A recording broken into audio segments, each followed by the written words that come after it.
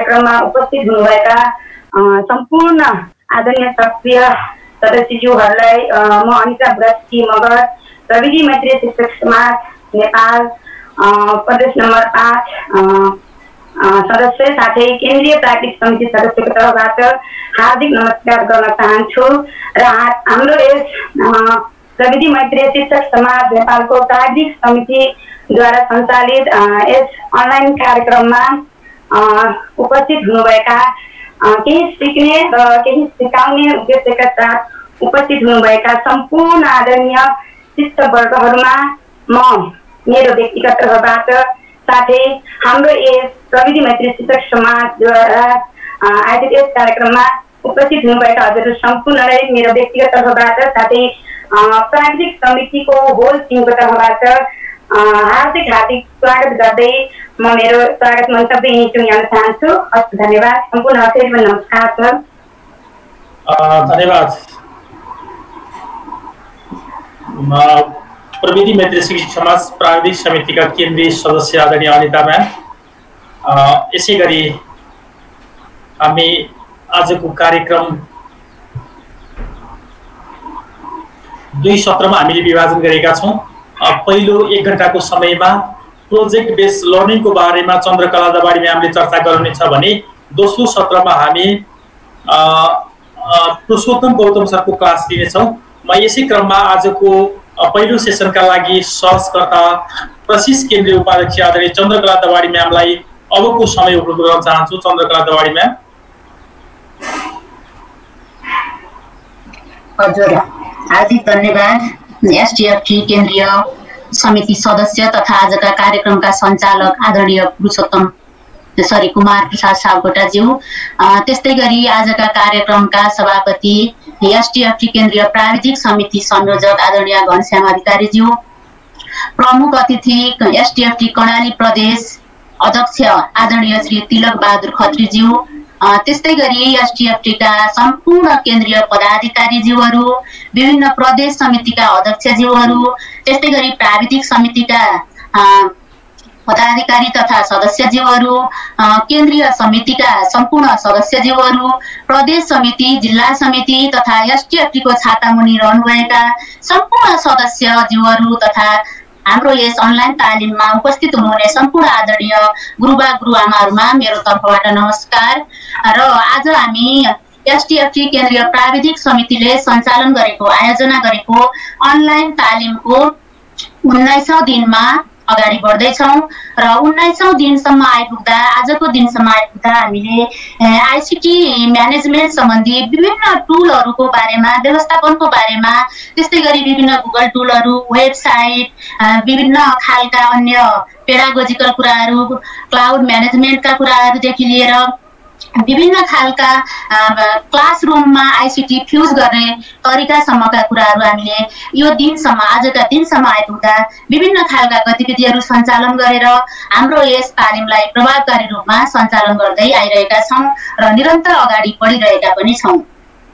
त्यसकारण मैले अब आज चाहिँ अलि अलग खालको विषयवस्तु, पेडागोजी सम्बन्धी विषयवस्तु लिएर यहाँहरू समक्ष उपस्थित भएँ।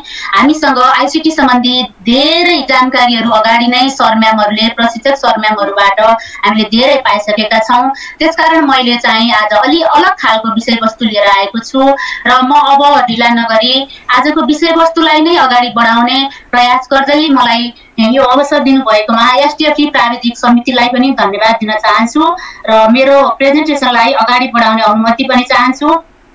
स्क्रिन शेयर छ अनुमति? एकदम छ म्याडम, अगाडि बढौँ। हस् सर।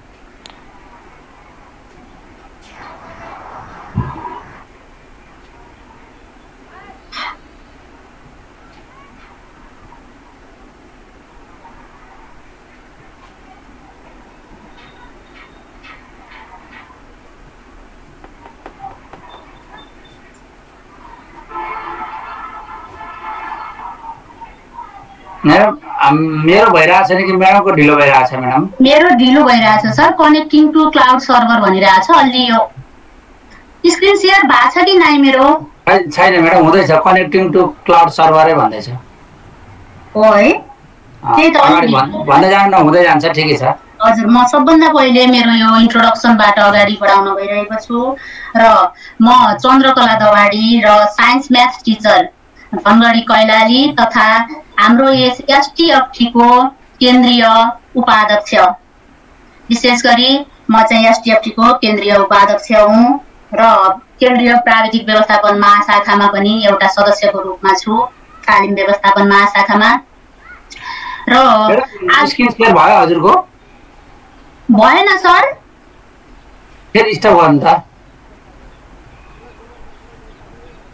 यो क्लाउडमा रेकर्ड कसले गर्नु हो? क्लाउडमा नगर्नु हो त्यसरी। क्लाउडमा रेकर्ड गर्यो भने चाहिँ सबै क्लाउड हुँदो रहेछ कि एकजनाले गरिदिनु बित्तिकै। क्लाउडको चाहिँ फेरि मेल आउनुपर्छ कि आउँछ छैन? ल भयो म्याडम, ल अगाडि बढौँ। ल ठिक छ, राम्रो। फेरि स्टप भएको रहेछ। होइन ठिक छ म्याडम, भयो। ल अगाडि बढौँ। ठिक छ म्याडम, राम्रो आइरहेछ।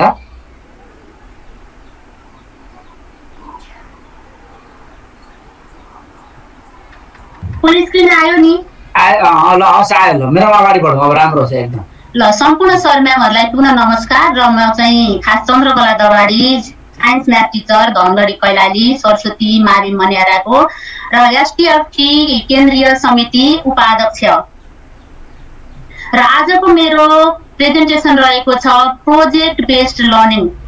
हामी अहिले नयाँ कन्सेप्टमा 21औं सेन्चुरी लर्निङ भनेर भन्छौँ। यसमा चाहिँ विभिन्न किसिमका आइबिएल, पिबिएल, इन्क्वायरी बेस्ड लर्निङ, त्यस्तै गरी project based learning, activity based learning तर्फ चाहिँ हाम्रा बालबच्चाहरूलाई सिकाइ बढाउनु पर्छ।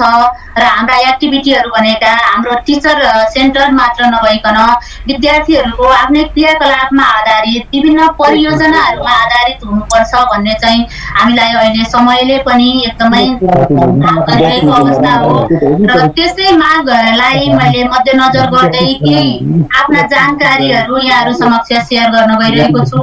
म्याडम मैले एकछिन म्युट गरेर हजुरलाई अनम्युट गर्नु। म्याडम हजुर हजुर हजुर अगाडि बढौँ। र हाम्रो यस ट्रेनिङमा आदरणीय ट्रेनर सरहरू हुनुहुन्छ, विभिन्न विद्यालयका प्रजीवहरू हुनुहुन्छ, सिनियर सरहरू हुनुहुन्छ। म प्रशिक्षक भन्दैमा यहाँहरू समक्ष सबै कुरा मैले जानेको भन्ने हुँदैन। मैले आफ्ना जानकारीहरू सेयर मात्र गर्न खोजेको यहाँहरू समक्ष, र यहाँहरूले पनि मलाई चाहिँ आफूले जानेका कुराहरू अझ सेयर गर्नुहुनेछ भन्ने पनि आशा गरेको छु। र मैले आजको यो प्रेजेन्टेसन प्रोजेक्ट बेस्ड लर्निङबाट अगाडि बढाइरहेको छु।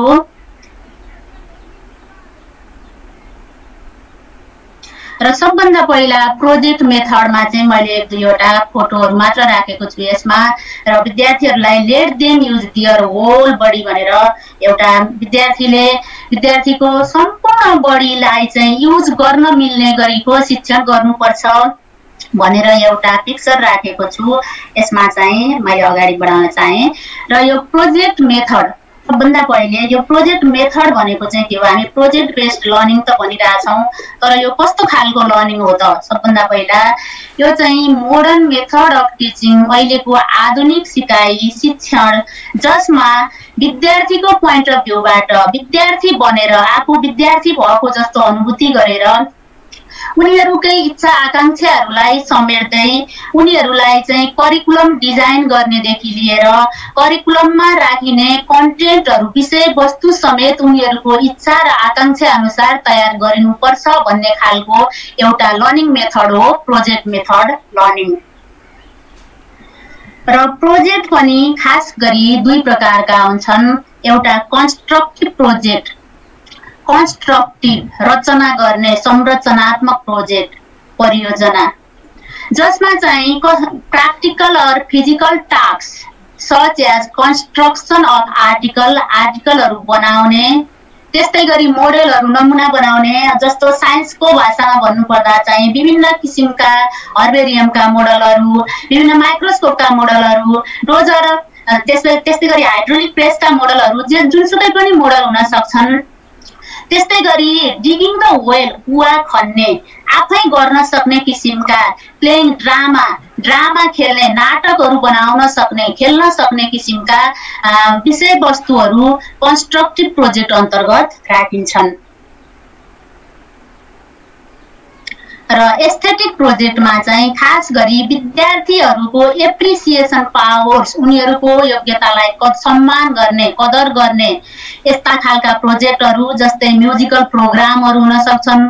कुनै विद्यार्थी राम्रो गीत गाउन सक्छ, नाच्न सक्छ, नाटक मञ्चन गर्न सक्छ, कविता भन्न सक्छ, कथा भन्न सक्छ। त्यस्ता खालका उनीहरूको अन्तर्निहित प्रतिभालाई पनि कदर गर्दै अगाडि बढाइन्छ, शिक्षणलाई अगाडि बढाइन्छ भने त्यस्ता विषयवस्तुहरू एस्थेटिक प्रोजेक्ट अन्तर्गत समावेश गरिन्छन्।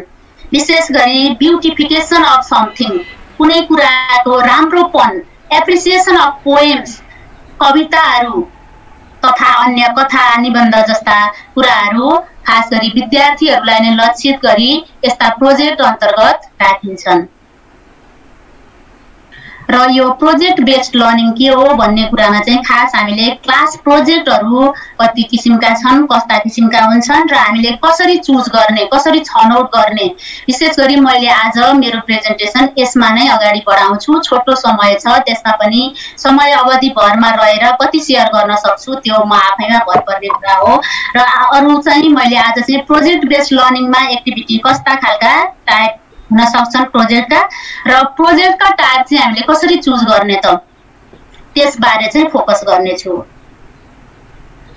र विशेष गरी प्रोजेक्ट बेस्ड लर्निङ PBL, यसको विशेषताहरू भन्नुपर्दा पेडागोजिकल भ्यूले हेर्नुपर्दा यसलाई बेस्ड अन कन्स्ट्रक्टिभिजम,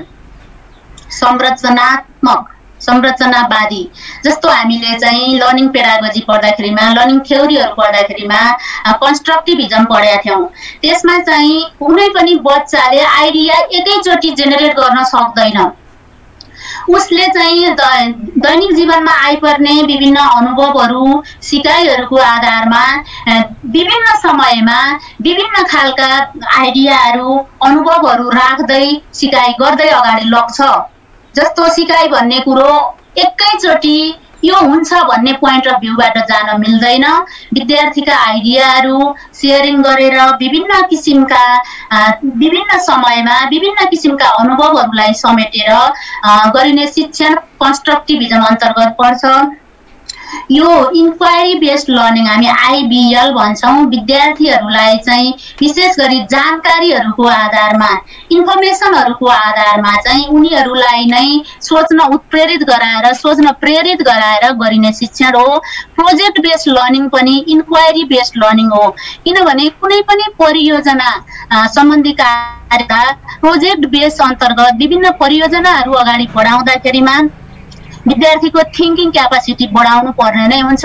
त्यसमा शिक्षकले पनि विभिन्न गहिरो चिन्तन गरेर कस्तो खालको प्रोजेक्टलाई अगाडि बढाउने, कस्ता खालका रणनीतिहरू, टाइम, क्लास कसरी चुज गर्ने भन्ने कुरा चाहिँ टिचरले पनि थिङ्किङ गर्नुपर्ने र विद्यार्थीले पनि थिङ्किङ गर्नुपर्ने, इन्फर्मेसनलाई के गर्नुपर्ने, सोच्नुपर्ने हुन्छ। त्यस्तै गरी विषयवस्तुमा आधारित हुन्छ, कन्टेन्ट बेस्ड हुन्छ। एउटा कुनै पार्टिकुलर विषयमा चाहिँ म प्रोजेक्ट बेस्ड लर्निङ गर्छु, परियोजना अगाडि बढाउँछु भनेर एउटा स्पेशल टपिक आफूले पहिला चुज गर्नुपर्ने हुन्छ।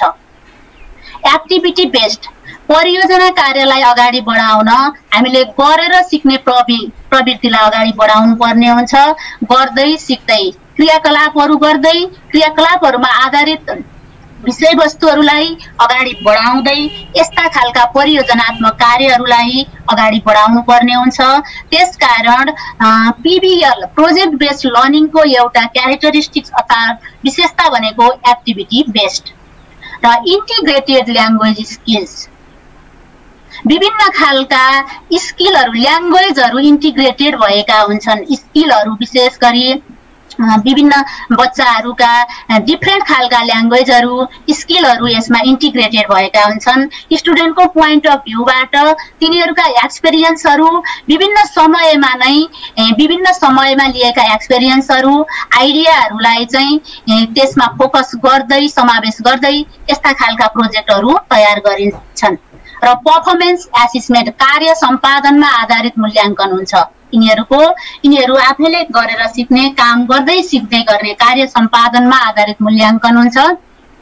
र विद्यार्थी केन्द्रित पक्कै पनि यो विद्यार्थीले आफै गरेर सिक्ने सिद्धान्तमा आधारित भएको शिक्षण सिकाइ हो र प्रोसेस एन्ड प्रोडक्ट ओरिएन्टेड विभिन्न खालका प्रोसेसहरू अन्तर्गत हामीले परियोजना कार्य बनाउनु पर्ने हुन्छ, डिजाइन गर्नुपर्ने हुन्छ, त्यस्तै किसिमका अब्जेक्टिभहरू राख्नुपर्ने हुन्छ, समय निर्धारण गरिएको हुनुपर्छ, त्यस्तै गरी स्ट्र्याटेजीहरू कसरी लैजाने त त्यसलाई कस्ता खालका एक्टिभिटीहरू समावेश गर्ने त हामीले त्यस्तो खालको प्रोसेसहरुमा जानुपर्ने हुन्छ र प्रोडक्ट ओरिएन्टेड त्यति गरेर सिकाइ गरिसकेपछि विद्यार्थीहरूलाई एउटा किसिमको प्रोडक्ट दिने खालको सिकाइ चाहिँ प्रोजेक्ट बेस्ड लर्निङले दिन्छ र मोटिभेट बिल्ड कन्फिडेन्स विद्यार्थीले आफै गरेर सिक्ने विद्यार्थी केन्द्रित शिक्षण सिकाइ भएकोले यो चाहिँ विद्यार्थीलाई उत्प्रेरणा दिने मोटिभेसन दिने त्यस्तै गरी विद्यार्थीको चाहिँ आत्मविश्वास बढाउने खालको शिक्षण सिकाइमा आधारित छ।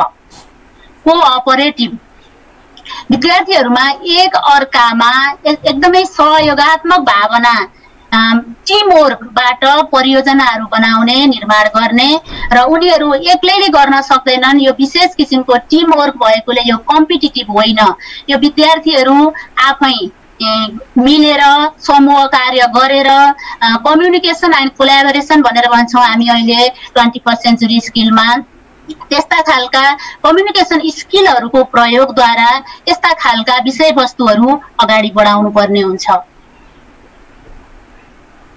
र फ्लेक्सिबल इन स्कोप क्षेत्रमा चाहिँ यो फ्लेक्सिबल हुन सक्छ, हामीले यसलाई चेन्ज गर्न सक्छौं आफ्ना उद्देश्यहरू अनुसार चाहिँ आफ्नो कन्टेक्स्ट अनुसार परिवेश अनुसार विषयवस्तुको प्रकृति अनुसार विद्यार्थीका क्षमताहरू एबिलिटीहरू क्लास अनुसार हामीले यसलाई चाहिँ फ्लेक्सिबल बनाउन सक्छौं। टाइमलाई फ्लेक्सिबल बनाउन सक्छौं, टाइमलाई हामीले आफ्नो परिवेश अनुसार आफ्नो अनुकूल बनाउन सक्छौं र यो सबै खालका एजहरुको लागि सबै खालका उमेर भएका बच्चाहरुको लागि एप्रोप्रिएट छ र इन्डिभिजुअल अर ग्रुप वर्क यो विद्यार्थी प्रत्येकले अलग अलग किसिमले पनि बनाउन सक्छन् र विशेष गरी यो प्रोजेक्ट वर्क भनेको ग्रुप वर्कमा नै आधारित परियोजना सिद्धान्तमा आधारित छ र भेरियस इन प्रोडक्ट्स विभिन्न किसिमका इन प्रोडक्टहरु यसबाट उत्पन्न हुन्छन्। प्रोडक्टहरु विभिन्न किसिमका जस्तै कन्क्लुजन आउने भयो अनि त्यसपछि हामीले त्यो हेरिसकेपछि प्रोजेक्टलाई अलग किसिमले चाहिँ चेन्ज गर्नुपर्ने हो कि त्यसका अब्जेक्टिभहरु चेन्ज गरेर लैजानु पर्ने हो कि विद्यार्थीले कति शिक्षण सिकाइ हासिल गरे त्यसबाट हामीले त्यसबाट चाहिँ विभिन्न किसिमका इन प्रोडक्टहरु पनि प्राप्त गर्न सक्छौं। र यसमा एक्टिभिटीमा अब आयो वर्क इन ग्रुप्स ग्रुपमा हामीले यस्ता खालका एक्टिभिटीहरु अगाडि बढाउन सक्छौं जस्तै एज अफ स्टुडेन्ट हेरेर विद्यार्थी नम्बर हेरेर त्यसपछि गएर विद्यार्थीको ल्याङ्ग्वेज लेभल हामीसँग हाम्रो क्लासरुममा विभिन्न खालका विद्यार्थीहरु रहेका हुन्छन्, विभिन्न भाषा भाषीका विद्यार्थीहरु मल्टिपल इन्टेलिजेन्स भनेर भन्छौं, नौ किसिमका मल्टिपल इन्टेलिजेन्सहरु हुन्छन्। ती मल्टिपल इन्टेलिजेन्स मध्ये कुनै न कुनै इन्टेलिजेन्स भएका विद्यार्थीहरु हुन सक्छन्। हामी शिक्षकले सकेसम्म त्यस्ता क्षमता भएका बच्चाहरूलाई चिनेर अनि तिनीहरुको इन्टेलिजेन्सलाई चाहिँ प्रस्फुटन हुने खालको परियोजना कार्य पनि समावेश गर्नुपर्ने हुन्छ। त्यस्तै गरी hours per week of class एक हप्तामा त्यो क्लासमा कति घण्टा दिन सकिन्छ आवर्स पर वीक त्यो आधारमा पनि हामीले परियोजना कार्य निर्माण गर्नुपर्ने हुन्छ, अगाडि बढाउनु पर्ने हुन्छ। र बुकको थीम के छ त सार के छ? अब हाम्रो बुकको सार एकातिर छ, करिकुलम एकातिर छ, कन्टेन्ट एकातिर छ, तर हामीले रोजेको परियोजना अलग छ भने पनि त्यसले हामीलाई काम दिँदैन र हाम्रो करिकुलम अनुसारको टेक्स्ट बुक अनुसारको कन्टेन्ट अनुसारको हामीले थीम चुज गर्नुपर्ने हुन्छ। र प्रोजेक्टहरु विशेष गरी 3 किसिमका हुन सक्छन्। एउटा स्ट्रक्चर्ड टिचरले नै उद्देश्यहरु निर्धारण गर्ने र विद्यार्थीहरुलाई चाहिँ यो उद्देश्यमा यस्ता खालका विषयवस्तुहरुबाट यहाँहरुले प्रोजेक्टलाई अगाडि बढाउनुस् भनेर डाइरेक्सन दिने। भने अनस्ट्रक्चर्ड यसमा चाहिँ स्टुडेन्टले सेट गर्छन् गोलहरू। स्टुडेन्ट आफैलाई ल तपाईहरुले तपाईको क्लासमा भएको करिकुलमलाई मेन्टेन हुने गरी सब्जेक्ट म्याटरलाई फोकस हुने गरी कुनै पाठको कुनै एउटा स्पेशल टपिकमा गोल सेट गर्नुस् भनेर विद्यार्थीलाई छाड दिने र उनीहरुले नै त्यसका स्ट्र्याटेजीहरु बनाउँछन्, प्लानहरु बनाउँछन्, टाइमहरु तोक्छन् र त्यसको लागि चाहिने फोटाहरु कलेक्सन गर्ने हो कि शैक्षिक सन्दर्भ सामग्रीहरु कलेक्सन गर्ने हो कि त्यो उनीहरुलाई नै फ्री हुन्छ त्यो चुज गर्नको लागि। भने सेमी स्ट्रक्चरमा चाहिँ टिचर र स्टुडेन्ट दुवै मिलेर सहकार्यात्मक किसिमले काम अगाडि बढाउँछन्।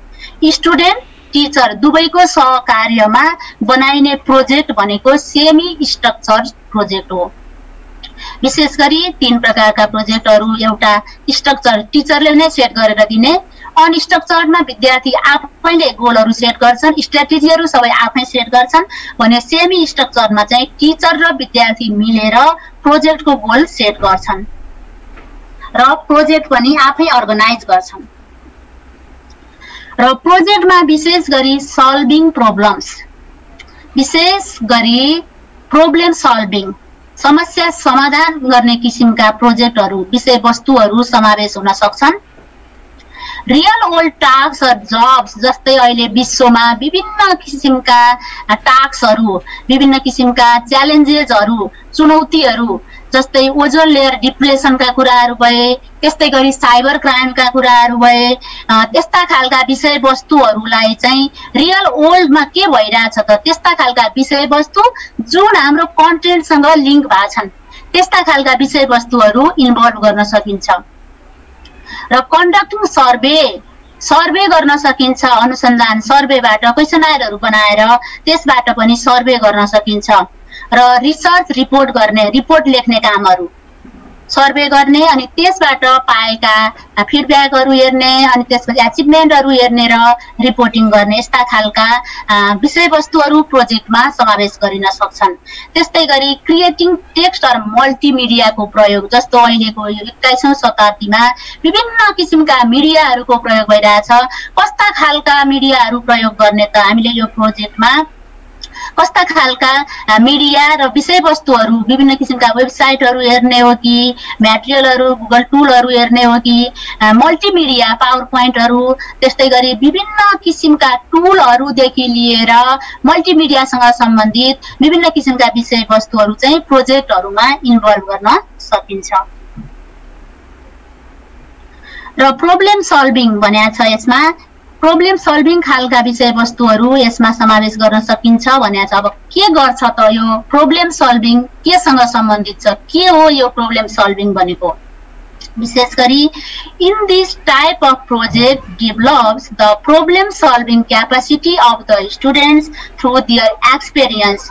विद्यार्थीहरुको अनुभवको आधारमा विद्यार्थीहरुले समस्या समाधान गर्न सक्ने क्षमता राख्ने खालका विषयवस्तुहरु प्रब्लम सल्भिङमा समावेश हुन्छन्, प्रब्लम सल्भिङबाट समाधान हुन्छन्। र यो ब्लुम्स ट्याक्सोनोमीको कग्निटिभ डोमेनसँग आधारित छ। यहाँहरुलाई पक्कै पनि थाहा छ ब्लुम्स ट्याक्सोनोमीमा विशेष गरी 3 वटा डोमेनहरु छन्।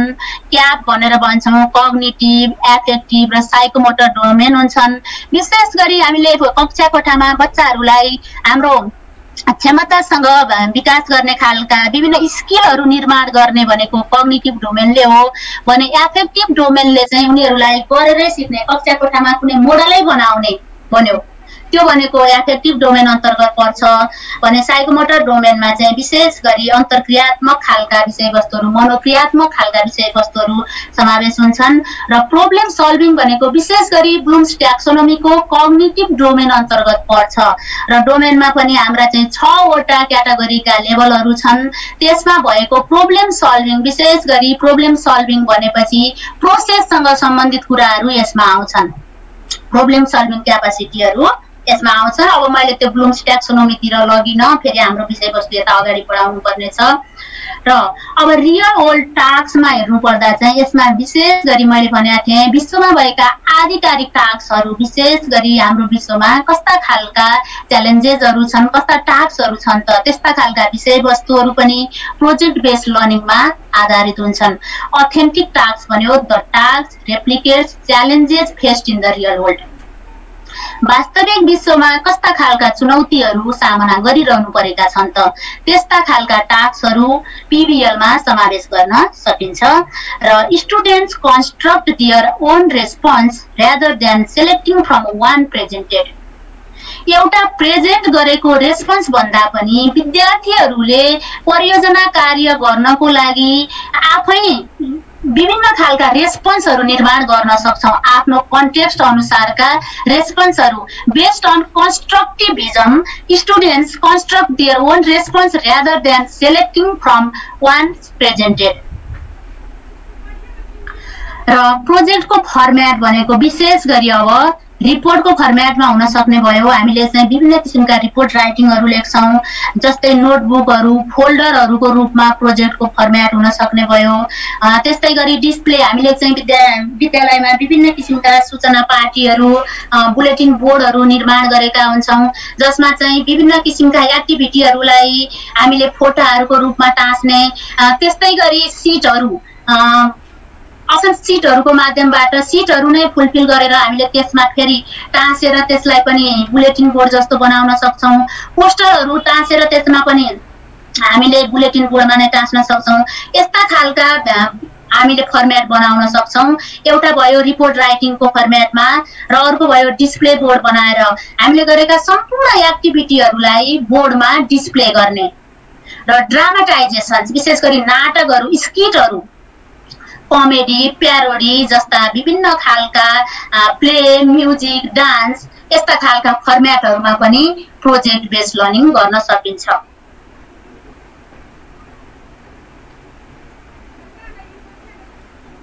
अब यसमा हामीले चाहिँ प्रोजेक्ट बेस्ड लर्निङ गर्नुभन्दा अगाडि कस्तो खालको प्रोजेक्टलाई चुज गर्ने त रिपोर्ट राइटिङ लेख्ने हो कि मैले अगाडिको स्लाइडमा भनेको थिएँ रिपोर्टको रूपमा पनि प्रोजेक्ट फर्म्याट राख्न सकिन्छ।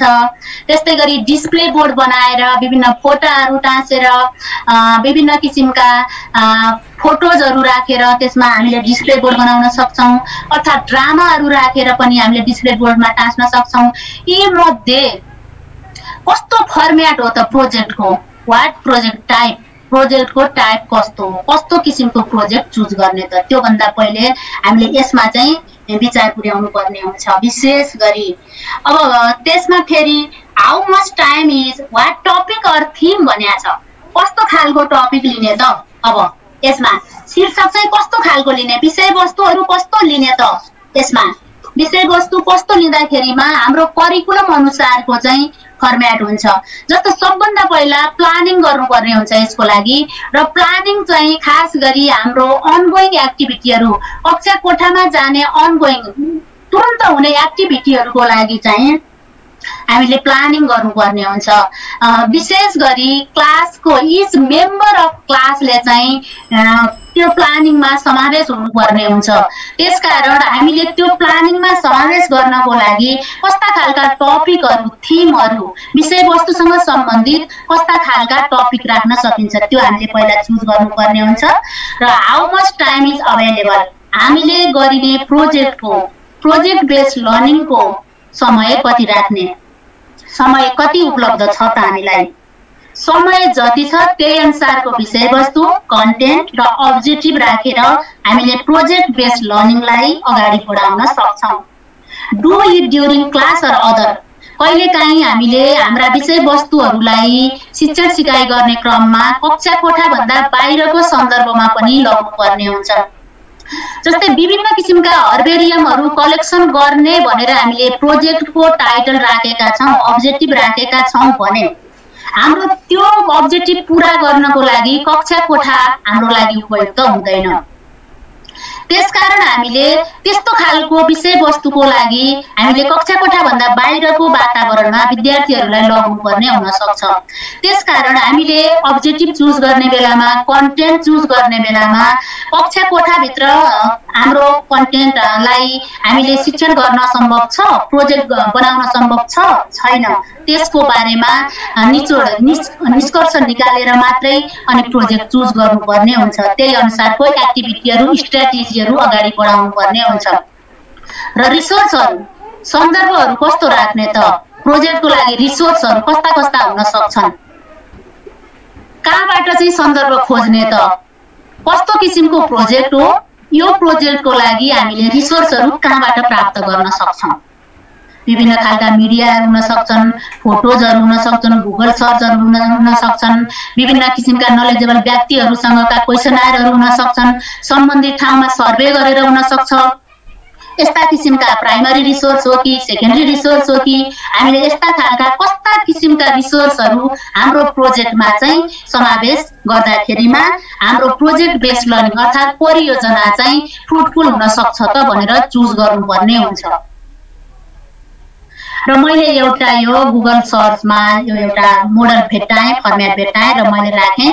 र सबभन्दा पहिला प्रोजेक्ट बेस्ड लर्निङ गर्नुभन्दा पहिले क्ल्यारिफाई कन्सेप्टलाई क्ल्यारिफाई गर्ने र प्रब्लम के हो त, के कारणले गर्दा त्यो प्रोजेक्ट बेस्ड अर्थात् त्यो रिसर्च गर्न उपयुक्त छ त, प्रब्लम डिफाइन गर्ने र त्यो डिस्कस एनालाइज प्रब्लम कस्तो किसिमको प्रब्लम हो विश्लेषण गर्ने र त्यो समस्यालाई कसरी समाधान गर्न सकिन्छ त्यसका पोसिबल सोलुसनहरू खोज्ने, तयार गर्ने।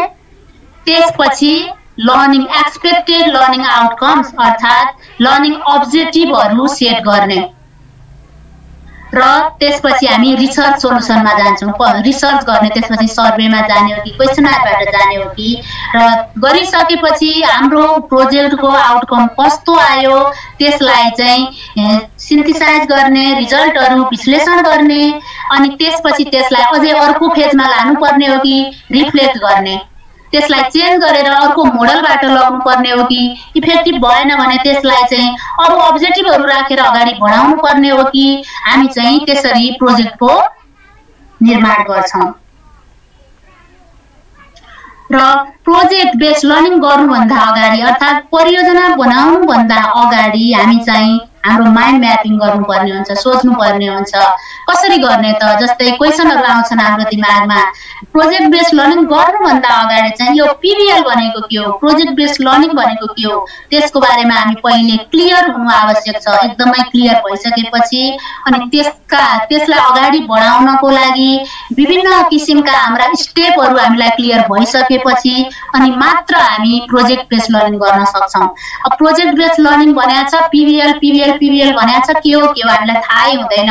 भर्खर आएको कन्सेप्ट भएकोले यो विशेष गरी पिबिएल भन्ने त सुनिएको छ तर हामी नैले पनि अहिलेसम्म खासै बढी प्रयोगमा नल्याएको कुरा हो यो। कहिलेकाहीँ चाहिँ हामीले प्र्याक्टिकलहरू गराउँदाखेरिमा विभिन्न फर्मेटमा प्रोजेक्ट जस्तो गराए पनि हामीले प्रोजेक्ट बेस्ड लर्निङकै फर्मेटमा अहिलेसम्म विभिन्न किसिमका प्र्याक्टिकलहरू बाहेक अरू क्लासमा खासै गरेको छैन र हामी गएर अल्छी पनि मान्छौँ।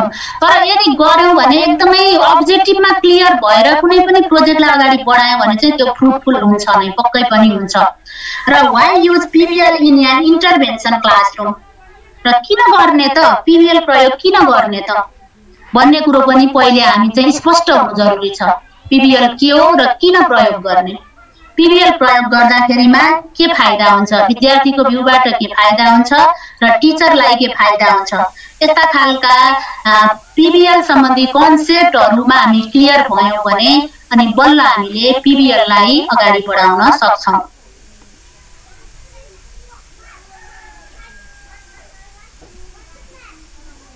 र प्रोजेक्ट बेस्ड लर्निङलाई अगाडि बढाउनु भन्दा अगाडि अर्थात् परियोजना निर्माण गर्नु भन्दा अगाडि रिसर्च भनेर भन्छ। खास गरी मिनिङहरु, प्रोनाउन्सिएसनहरु, एक्जाम्पलहरु चाहिँ कस्तो छ त थिंकिङ गर्ने, त्यसको बारेमा सर्ट गर्ने, मिनिङ, प्रोनाउन्सिएसन, उदाहरणहरु चाहिँ राम्रोसँग बुझेर मात्र हामीले प्रोजेक्ट बेस्ड लर्निङलाई अगाडि बढाउनु पर्ने हुन्छ।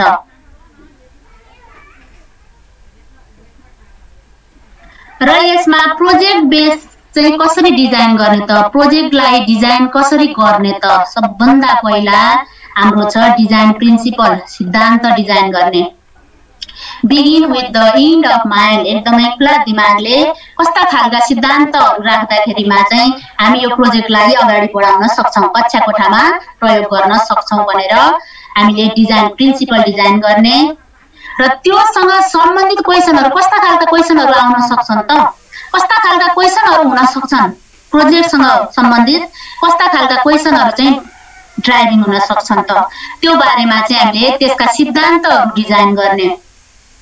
र प्लान द एसेसमेन्ट मूल्याङ्कनलाई चाहिँ योजना, मूल्याङ्कनको योजना बनाउने, कसरी त्यसको चेक गर्ने।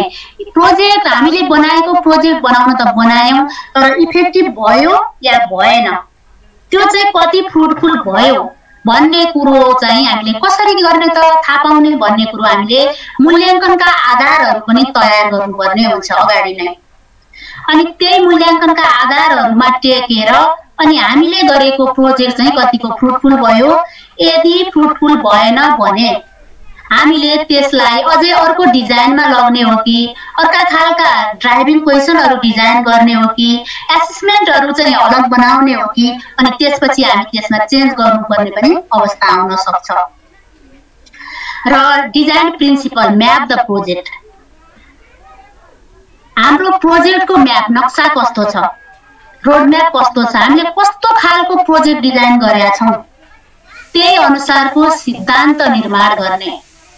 हाम्रो प्रोजेक्टको अब्जेक्टिभ एकातिर छ, पाठको कन्टेन्ट एकातिर छ, हाम्रो करिकुलम एकातिर छ, तर हामीले गरेको प्रोजेक्टको नक्सा अर्थात् डिजाइन चाहिँ अलग छ। हाम्रो करिकुलममा मिट नै हुँदैन, कन्टेन्टमा मिट नै हुँदैन भने त्यस्तो खालको प्रोजेक्टको लागि कुनै अर्थ हुँदैन। त्यसकारण खास गरी हामीले बनाएको कन्टेन्टसँग अब्जेक्टिभसँग हाम्रो प्रोजेक्ट म्याच भएको छ कि छैन, त्यसकारण त्यस्ता खालका प्रिन्सिपलहरू डिजाइन गर्ने र प्रोसेसलाई अगाडि बढाउने। प्रिन्सिपल अनुसारका प्रोसेसहरू design principle, manage the process, प्रोसेसलाई कसरी व्यवस्थापन गर्ने त, हाम्रो परियोजनालाई कसरी अगाडि बढाउने, कसरी व्यवस्थापन गर्ने भन्ने कुरोको म्यानेज गर्ने, प्रोसेस डिजाइन गर्ने, प्रिन्सिपलहरू डिजाइन गर्ने।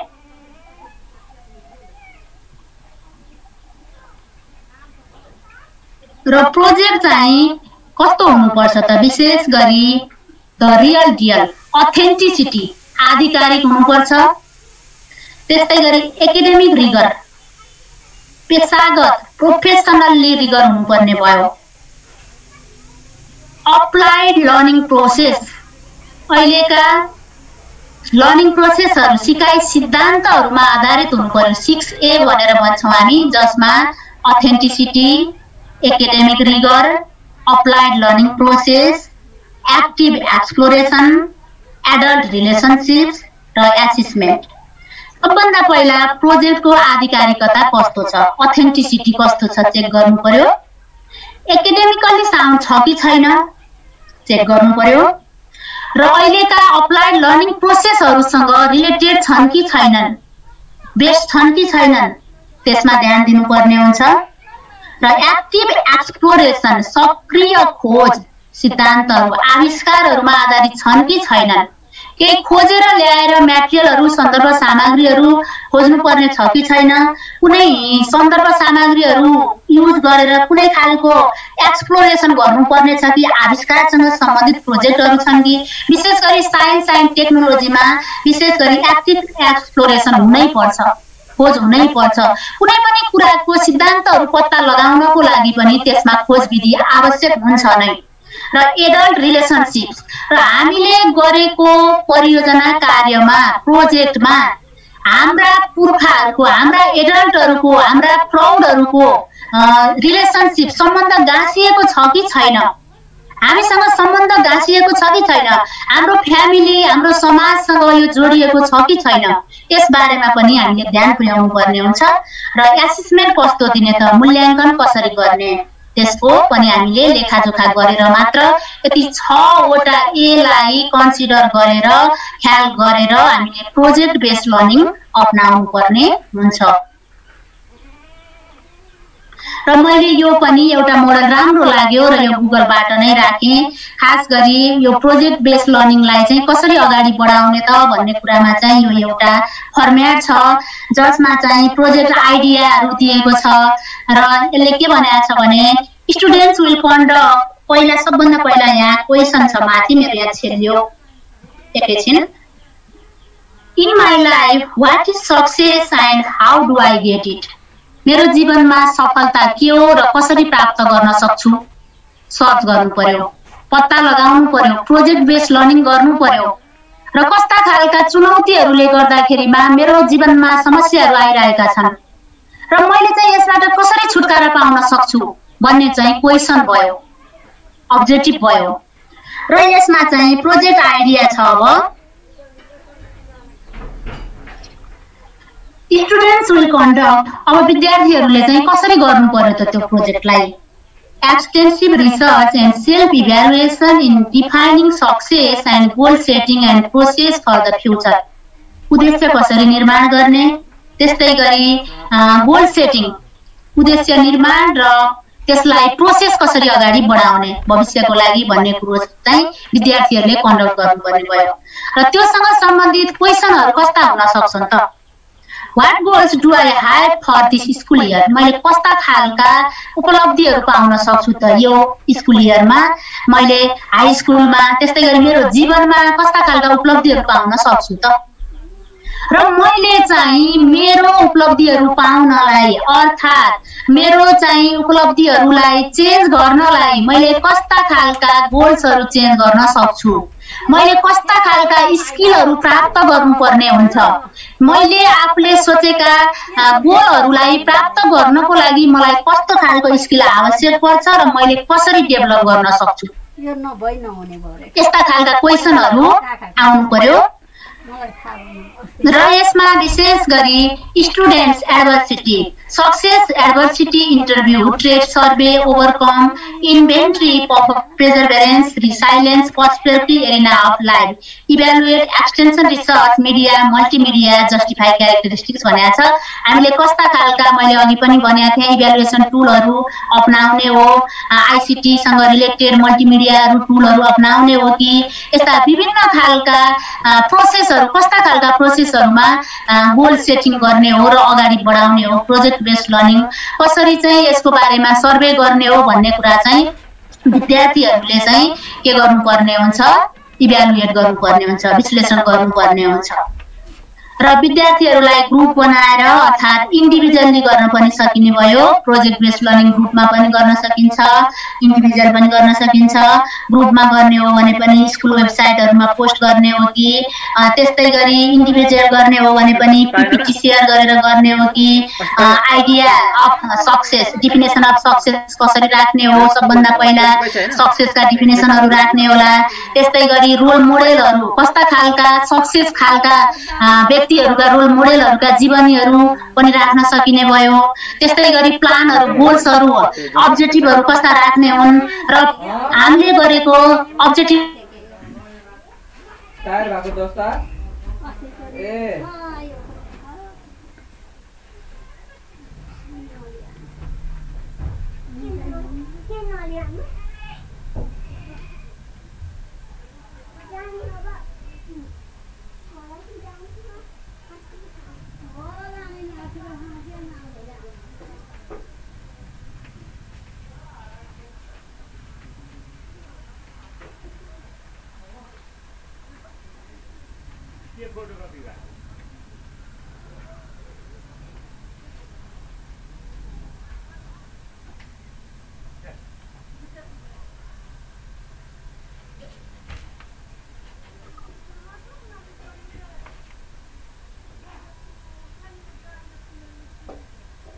हजुर हजुर सर अहिले मेरो शेयर भयो, मेरो यो नेट कट्या रहेछ।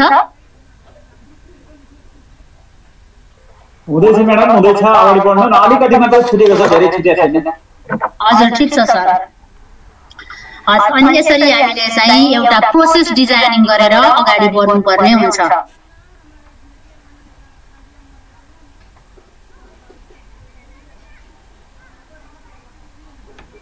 र मैले मेरो प्रेजेन्टेसन लगभग लास्टतिर पनि पुर्याउँदै छु र मैले अन्तिममा चाहिँ यहाँहरूलाई if children are happy we are also happy.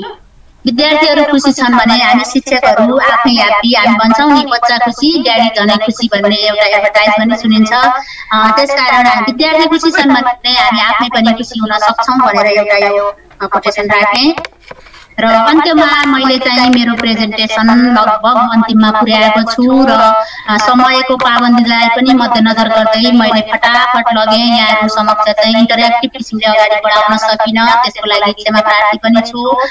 र कुनै त्यस्ता खालका जिज्ञासाहरू भएमा यहाँहरूले पक्कै पनि राख्न सक्नुहुनेछ र फिडब्याक पनि दिनुहुनेछ भन्ने आशा पनि गरेको छु। र अन्त्यमा प्रेजेन्टेसनमा भएका कमी कमजोरीहरूलाई सुधार गर्ने मौका पनि दिनुहुनेछ भन्ने आशा गर्दै यो अवसर प्रदान गर्नुभएकोमा पुनः हार्दिक धन्यवाद दिँदै बिदा हुन चाहन्छु। धन्यवाद।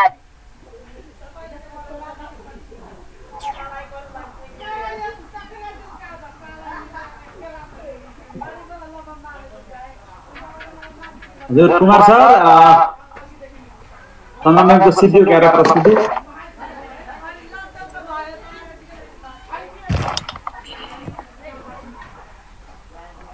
भन्छन् सर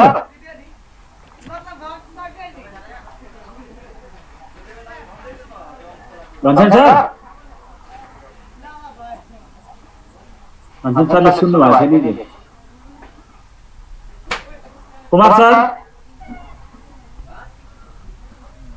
हेलो कुमार सर हजुर सक्नु बोकेर छैन गर्ने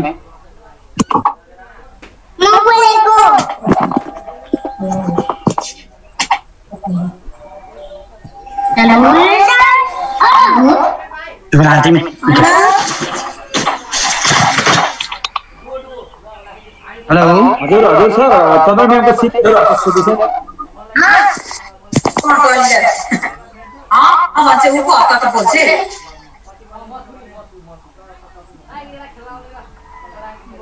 पुरुषोत्तम सर अगाडि बढ्ने हो कि के सर? सरले सुन्नु भएन कि हो?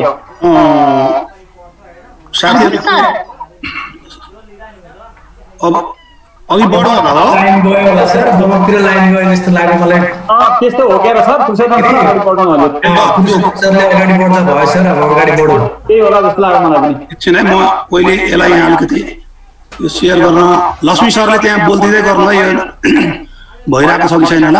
ए हुन्छ हुन्छ सर, म छु स्ट्यान्ड बाइ छु सर, म भइहाल्छ। ल ठिक छ। आदरणीय सम्पूर्ण शिक्षक मित्रहरू हार्दिक नमस्कार। आजको यो हाम्रो कार्यक्रममा चाहिँ यो सेप्टेम्बर 10 अन्तर्राष्ट्रिय आत्महत्या रोकथाम दिवसको अवसरमा चाहिँ एउटा प्रेजेन्टेसन हामी शिक्षकहरू सामुमा गर्नै पर्ने भएकोले पनि यो प्रेजेन्टेसन हुन लागेको छ। यसमा चाहिँ हाम्रो एउटा आत्महत्याको क्षेत्रमा चाहिँ भोलिन्टियरको रूपमा काम गरिरहेको एउटा संस्था छ, त्यसमा चाहिँ डाक्टर नरेन्द्र ठगुना सर हुनुहुन्छ। म उहाँलाई हार्दिक अनुरोध गर्दछु 2 मिनटमा आफ्नो परिचय दिएर भिडियो अन गरेर आफ्नो परिचय दिइदिनु हुन म हार्दिक अनुरोध गर्दछु। Narendra sir, Narendra Thaguna sir.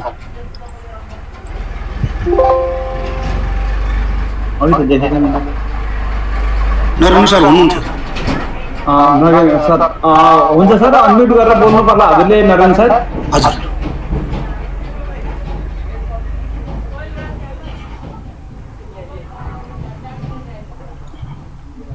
Hello Narendra sir.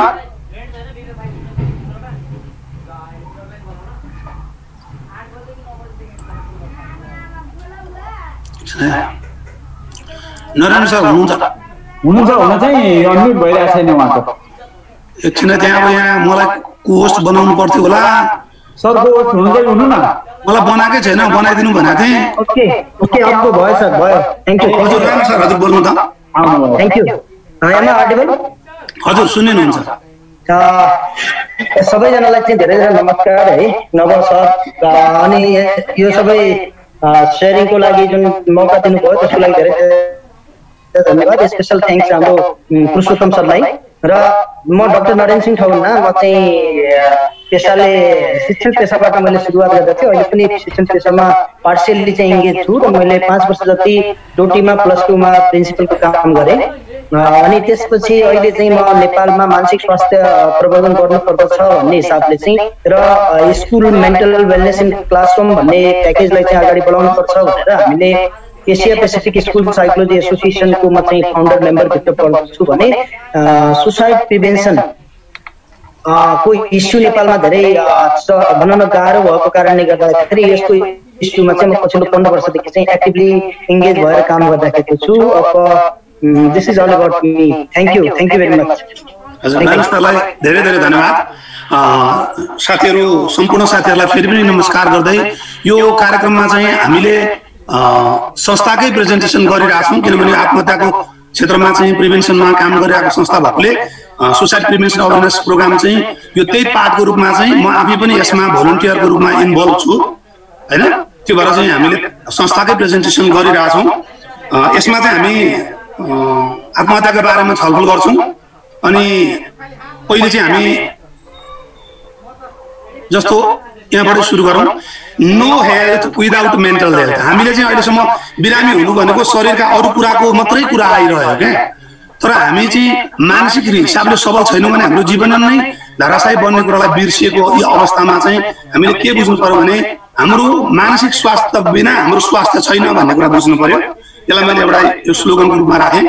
आजको यो कार्यक्रमका उद्देश्यहरूमा चाहिँ यो हामी यो आजको तालिम पश्चात चाहिँ आत्महत्याको समस्याको अवधारणा हामीले थाहा पाउँछौँ, कारण लक्षण सहयोग कसरी गर्ने हो त्यस्तोमा परेका मान्छेहरूलाई भन्ने कुरा हामी थाहा पाउँछौँ र यसलाई कसरी न्यूनीकरण गर्ने हो समाजमा भन्ने कुरा थाहा पाउँछौँ र परिवारले हामीले कसरी यो भूमिका खेल्नुपर्छ भन्ने कुरा हामी थाहा पाउँछौँ। हजुरलाई यहाँ एउटा चित्र छ, यो हजुरहरूलाई कस्तो लाग्छ त्यहाँ च्याटमा लेख्नुभयो भने हुन्छ, यो क्लियर छ कि छैन हजुरले हेर्नुभयो भने क्लियर छ कि छैन च्याट बक्समा लेख्न सक्नुहुन्छ। च्याट बक्स ओपन छ कि छैन त्यो छैन त्यति मात्र लेख्नु होला। ओपन छ सर, ओपन छ, लेख्न सकिन्छ होला। ए ल लु साथीहरूले छैन मात्रै लेख्नु होला।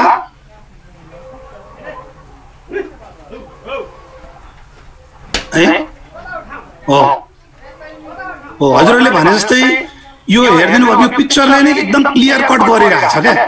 जब मान्छे समस्यामा हुन्छ नि त्यो केही कुरा क्लियर हुन्न क्या, न सोच क्लियर हुन्छ हैन, न एक्टिभिटी क्लियर हुन्छ, एकदम त्यो हुन्छ नि एकदम धुमिल हुने भएकोले पनि यो चित्र त्यसरी राखिएको छ। धेरैले छैन लेख्नु भएको छ सर, छैन नै हो हैन, यसको उत्तरै छैन नै हो खासमा। अब एकछिन फेरि च्याट एकैछिन बन्द गरौँ सर कि एकछिन बन्द गरौँ बन्द गरौँ साथीहरूलाई। अब एकैछिन हामी अलिकति धैर्य गरेर एउटा सानो डकुमेन्ट्री हामी हेर्छौँ। यो साथीहरूले कतिले हेरिसक्नु भएको छ भने आज अर्को पर्सपेक्टिभबाट यसलाई हेराउन कोसिस गरिरहेछौँ। यो एकदमै चलेको एउटा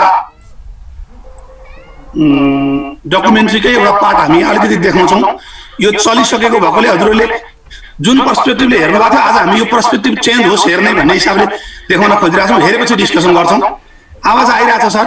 आउँछ? सुरु भएको छैन सर, अब सुरु भएपछि आउँछ कि सर? आयो सर? आयो सर, आयो। यसलाई एकदमै ध्यान दिएर हेरौँ है साथीहरू। हामी यसैमा भएको कुरामा छलफल गर्न खोजिरहेछौँ। फुल भोल्युम बनाउनु पर्ला कि सिर्फ फुलमै छ? फुलमै छ। किसी के जज्बात को ठेस पहुंचाना या किसी के ऊपर कोई फैसला सुनाना ये मेरा इरादा नहीं है। साउन्ड शेयर भएको छैन क्या? एकपल्ट चेक गर्नु त। ऐसे मुद्दे खड़े हैं जिनसे कहाँबाट हुन्छ त्यो? यहाँ त देखिरहेको छ। उन पर पर्दा डालने की कोशिश करते हैं। ठीक है सर। उनके हौसले और भी बुलंद। मैं साउन्ड शेयर भएको छैन सर, एकपल्ट माथि क्लिक गर्नु त। चर्चा करें, उनका सामना करें ताकि हम इन समस्याओं के हल एकछिन है माथि शेयरमा लानु न, शेयरमा त्यहाँ आउँछ। कभी-कभी बहुत ही संवेदनशील फेरि क्लिक गर्ने अप्सन छ हैन? साउन्ड शेयर भएको छ सर, भएको छ सुनेको। और जस्तो लाग्यो सर, अझै मजा लाग्छ यो किन यति सानो यो भिडियो।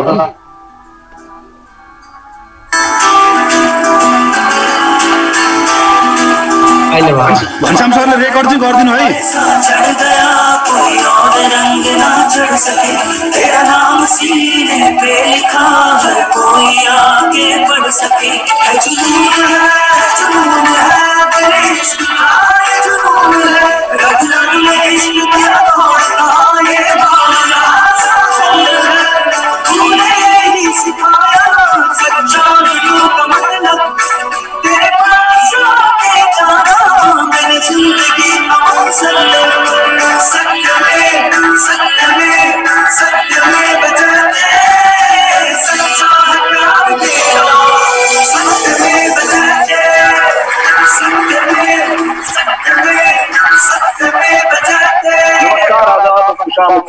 सत्यमेव जयते।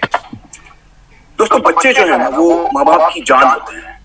मैं भी एक पिता हूँ और मैं आपको बता सकता हूँ कि माँ बाप बच्चों के लिए कुछ भी झेल सकते हैं, बड़ी से बड़ी कुर्बानी दे सकते हैं। और अगर बच्चे को जरा भी तकलीफ होती है तो उससे 10 गुना ज्यादा तकलीफ होती है माँ बाप को। लेकिन चाहे हम जितनी कोशिश करें अपने बच्चे को हर तरह से खुश रखने की, उसके बावजूद कभी कभी हमें ये पता नहीं चलता कि ये फुल वीडियो नहीं दिखाने हो चल रहा है, कुछ ख्याल, कुछ 15 देखि 20 मिनट पर्छ सर, जो शायद वो हमसे ना पाए। और कभी कभी हमने से कुछ माँ बाप को इसके लिए बहुत भारी कीमत सारांश भन्दा भिडियोलाई सर्ट गर्दा हुँदैन sir. Veena I say issue आओस् न, यो सकियोस् न। अपनी बेटी को हर खुशी हर चीज दी, इस्यु नै आएको छैन, आओस् न। फिर भी उन्हें उस दुख का सामना करना पड़ा जो किसी भी माँ बाप के लिए सबसे बड़ा दुख होता है। अनि यसको सर्ट सरले सर्ट अर्गनाइजेसन गरेर होइन होइन यो हुन दिनु न, म अनि आउँछु। आइए प्लीज।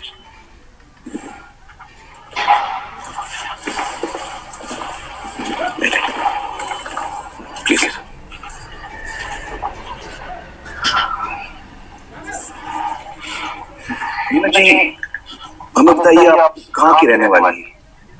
मैं बोरीवली में रहती हूँ जी, बॉम्बे में रहती हैं। और आपके परिवार के बारे में बताइए। मेरे हस्बैंड है, मेरी डॉटर है, दोनों डॉटर्स थी। मैंने बड़ी को तो खोया, अभी छोटी डॉटर है। वेरी स्वीट चिल्ड्रन, बहुत अच्छे थे दोनों भी। लेकिन मेरी बड़ी बेटी बहुत शांत थी और छोटी बहुत नॉटी है, आज भी नॉटी है। लेकिन मेरी बड़ी बेटी को जब एसएससी नहीं थी तभी इसको टीबी आ गया। टीबी हो गई, उस क्योर सब हो गई 9 मंथ्स में। घर पे दवाई उसकी टीबी शुरू हो गई और वो ठीक भी हो गई। ठीक भी हो गई, पूरा कोर्स किया 9 मंथ्स का कोर्स किया। पता नहीं बाद में वापस उसका अपेंडिसाइटिस हुआ। मेरे नेबर ही डॉक्टर थे, उनको बताया तो वो बोले इमीडिएट उसका ऑपरेशन करना पड़ेगा, नहीं तो फट जाएगा। तो फिर नेक्स्ट डे उसका ऑपरेशन किया। रोने लगी बहुत, ऐसा क्यों मुझे होता है हमेशा, ऐसा मैं हमेशा क्यों बीमार पड़ती हूँ। और फिर ये टीबी थी है ना, उसको डॉक्टर ने बोला था किसी को बोलना नहीं, बिकॉज पता नहीं वो एक स्टिग्मा जैसा होता है। लेकिन खुद अपनी फ्रेंड्स को जब भी बताई ना, मेरे को लगता है ऐसा कि उन लोग ने उसको जरा टीज किया या बुली किया, पता नहीं, कि बहुत रोती थी। हाँ, घर आके रोती थी। तो फिर आपसे उसने कुछ ऐसी बात शेयर नहीं की? एक्चुअली ना आमिर जी, हम लोग बहुत क्लोज थे, बहुत मीन्स सब कुछ बता दी थी वो मुझे। बट ये एक ही बात मुझे पता नहीं उसने क्यों नहीं बताया, क्योंकि ये क्रश होगा, हम लोग सब कुछ बात करते थे। वो ना डायरी लिखती थी। अच्छा। और वो डायरी ना एक दिन क्या किया उसने, वो साइकोलॉजी स्टडी कर रही है ना, उसने क्या किया डायरी अपने रूम में ओपन रखी और मुझे बोलती है मम्मी मैंने डायरी ओपन रखा है, आई ट्रस्ट यू कि तुम वो पढ़ेगी नहीं। और मुझे ना बहुत मन हो रहा था कि वो क्या लिखा है पढ़ने में, लेकिन मैंने प्रॉमिस किया इसके लिए उसके रूम में गई नहीं मैं उस दिन, क्योंकि वो एक टेम्पटेशन होगा कि मैं पढ़ूंगी इसके लिए। तो आज मैं सोचती मैं पढ़ना चाहिए था उसका सब डायरी, तो उसने वो सब फाड़ के फेंक दिया। लेकिन जाने के पहले मुझे कुछ, तो आपको कभी पढ़ने का मौका नहीं मिला। उस दिन में जब ये हुआ ना, उस दिन मैं ऑफिस में थी, तो उसके फ्रेंड्स लोग मेरे को फोन किया कि आंटी की श्वेता उसका नाम था, वो आती नहीं है एग्जाम देने में। बोला क्या बोल रही है, कल तो गई थी, नहीं आई। फिर उसका मोबाइल में फोन किया, उसने सब स्विच ऑफ किया, घर का फोन भी निकाल के रखा उसने। फिर मेरी बेबी का लास्ट पेपर था ना, तो वो आई तो दरवाजा खुलता ही नहीं है, तो डैडी को फोन की कि दरवाजा नहीं खुल रहा है, क्या करने का ऐसा। फिर मेरे हस्बैंड वापस आ गए, वो फिर दरवाजा तो सार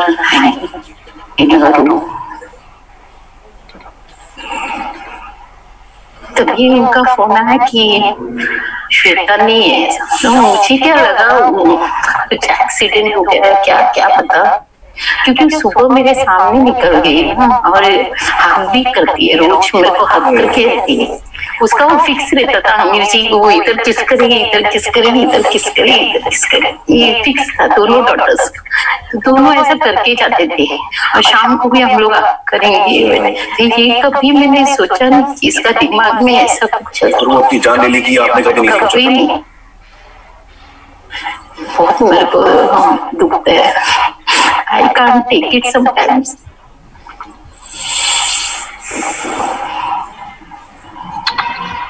It's very painful.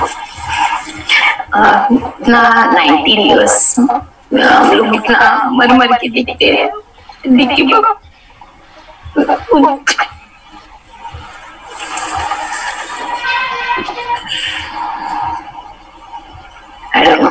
मैं आज भी जब भी प्रे करती हूँ उसके लिए खुदा को यही बोलती कि मुझे भी माफ करना, उससे भी माफ करना, बिकॉज माँ के पता नहीं मैं कहाँ गलत गई है, मैंने कभी उसको सीधा रास्ता दिखाया नहीं, दिखाया कुछ ना। मुझे माफ करना, उसका सोल को भी माफ करना, इतना ही मांगती हूँ। और हर दिन वही बोलती, कोई बच्चे को ये थॉट ना आए ऐसे। मीना जी, हम दुआ मांग सकते हैं आपके लिए और श्वेता के लिए? Thank you.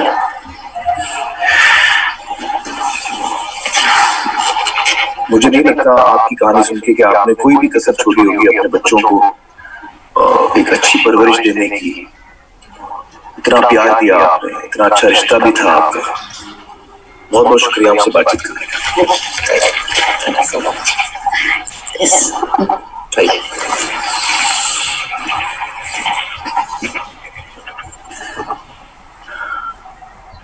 इस करते हैं डॉक्टर हरीश शेट्टी से, जो एक साइकियाट्रिस्ट। आइए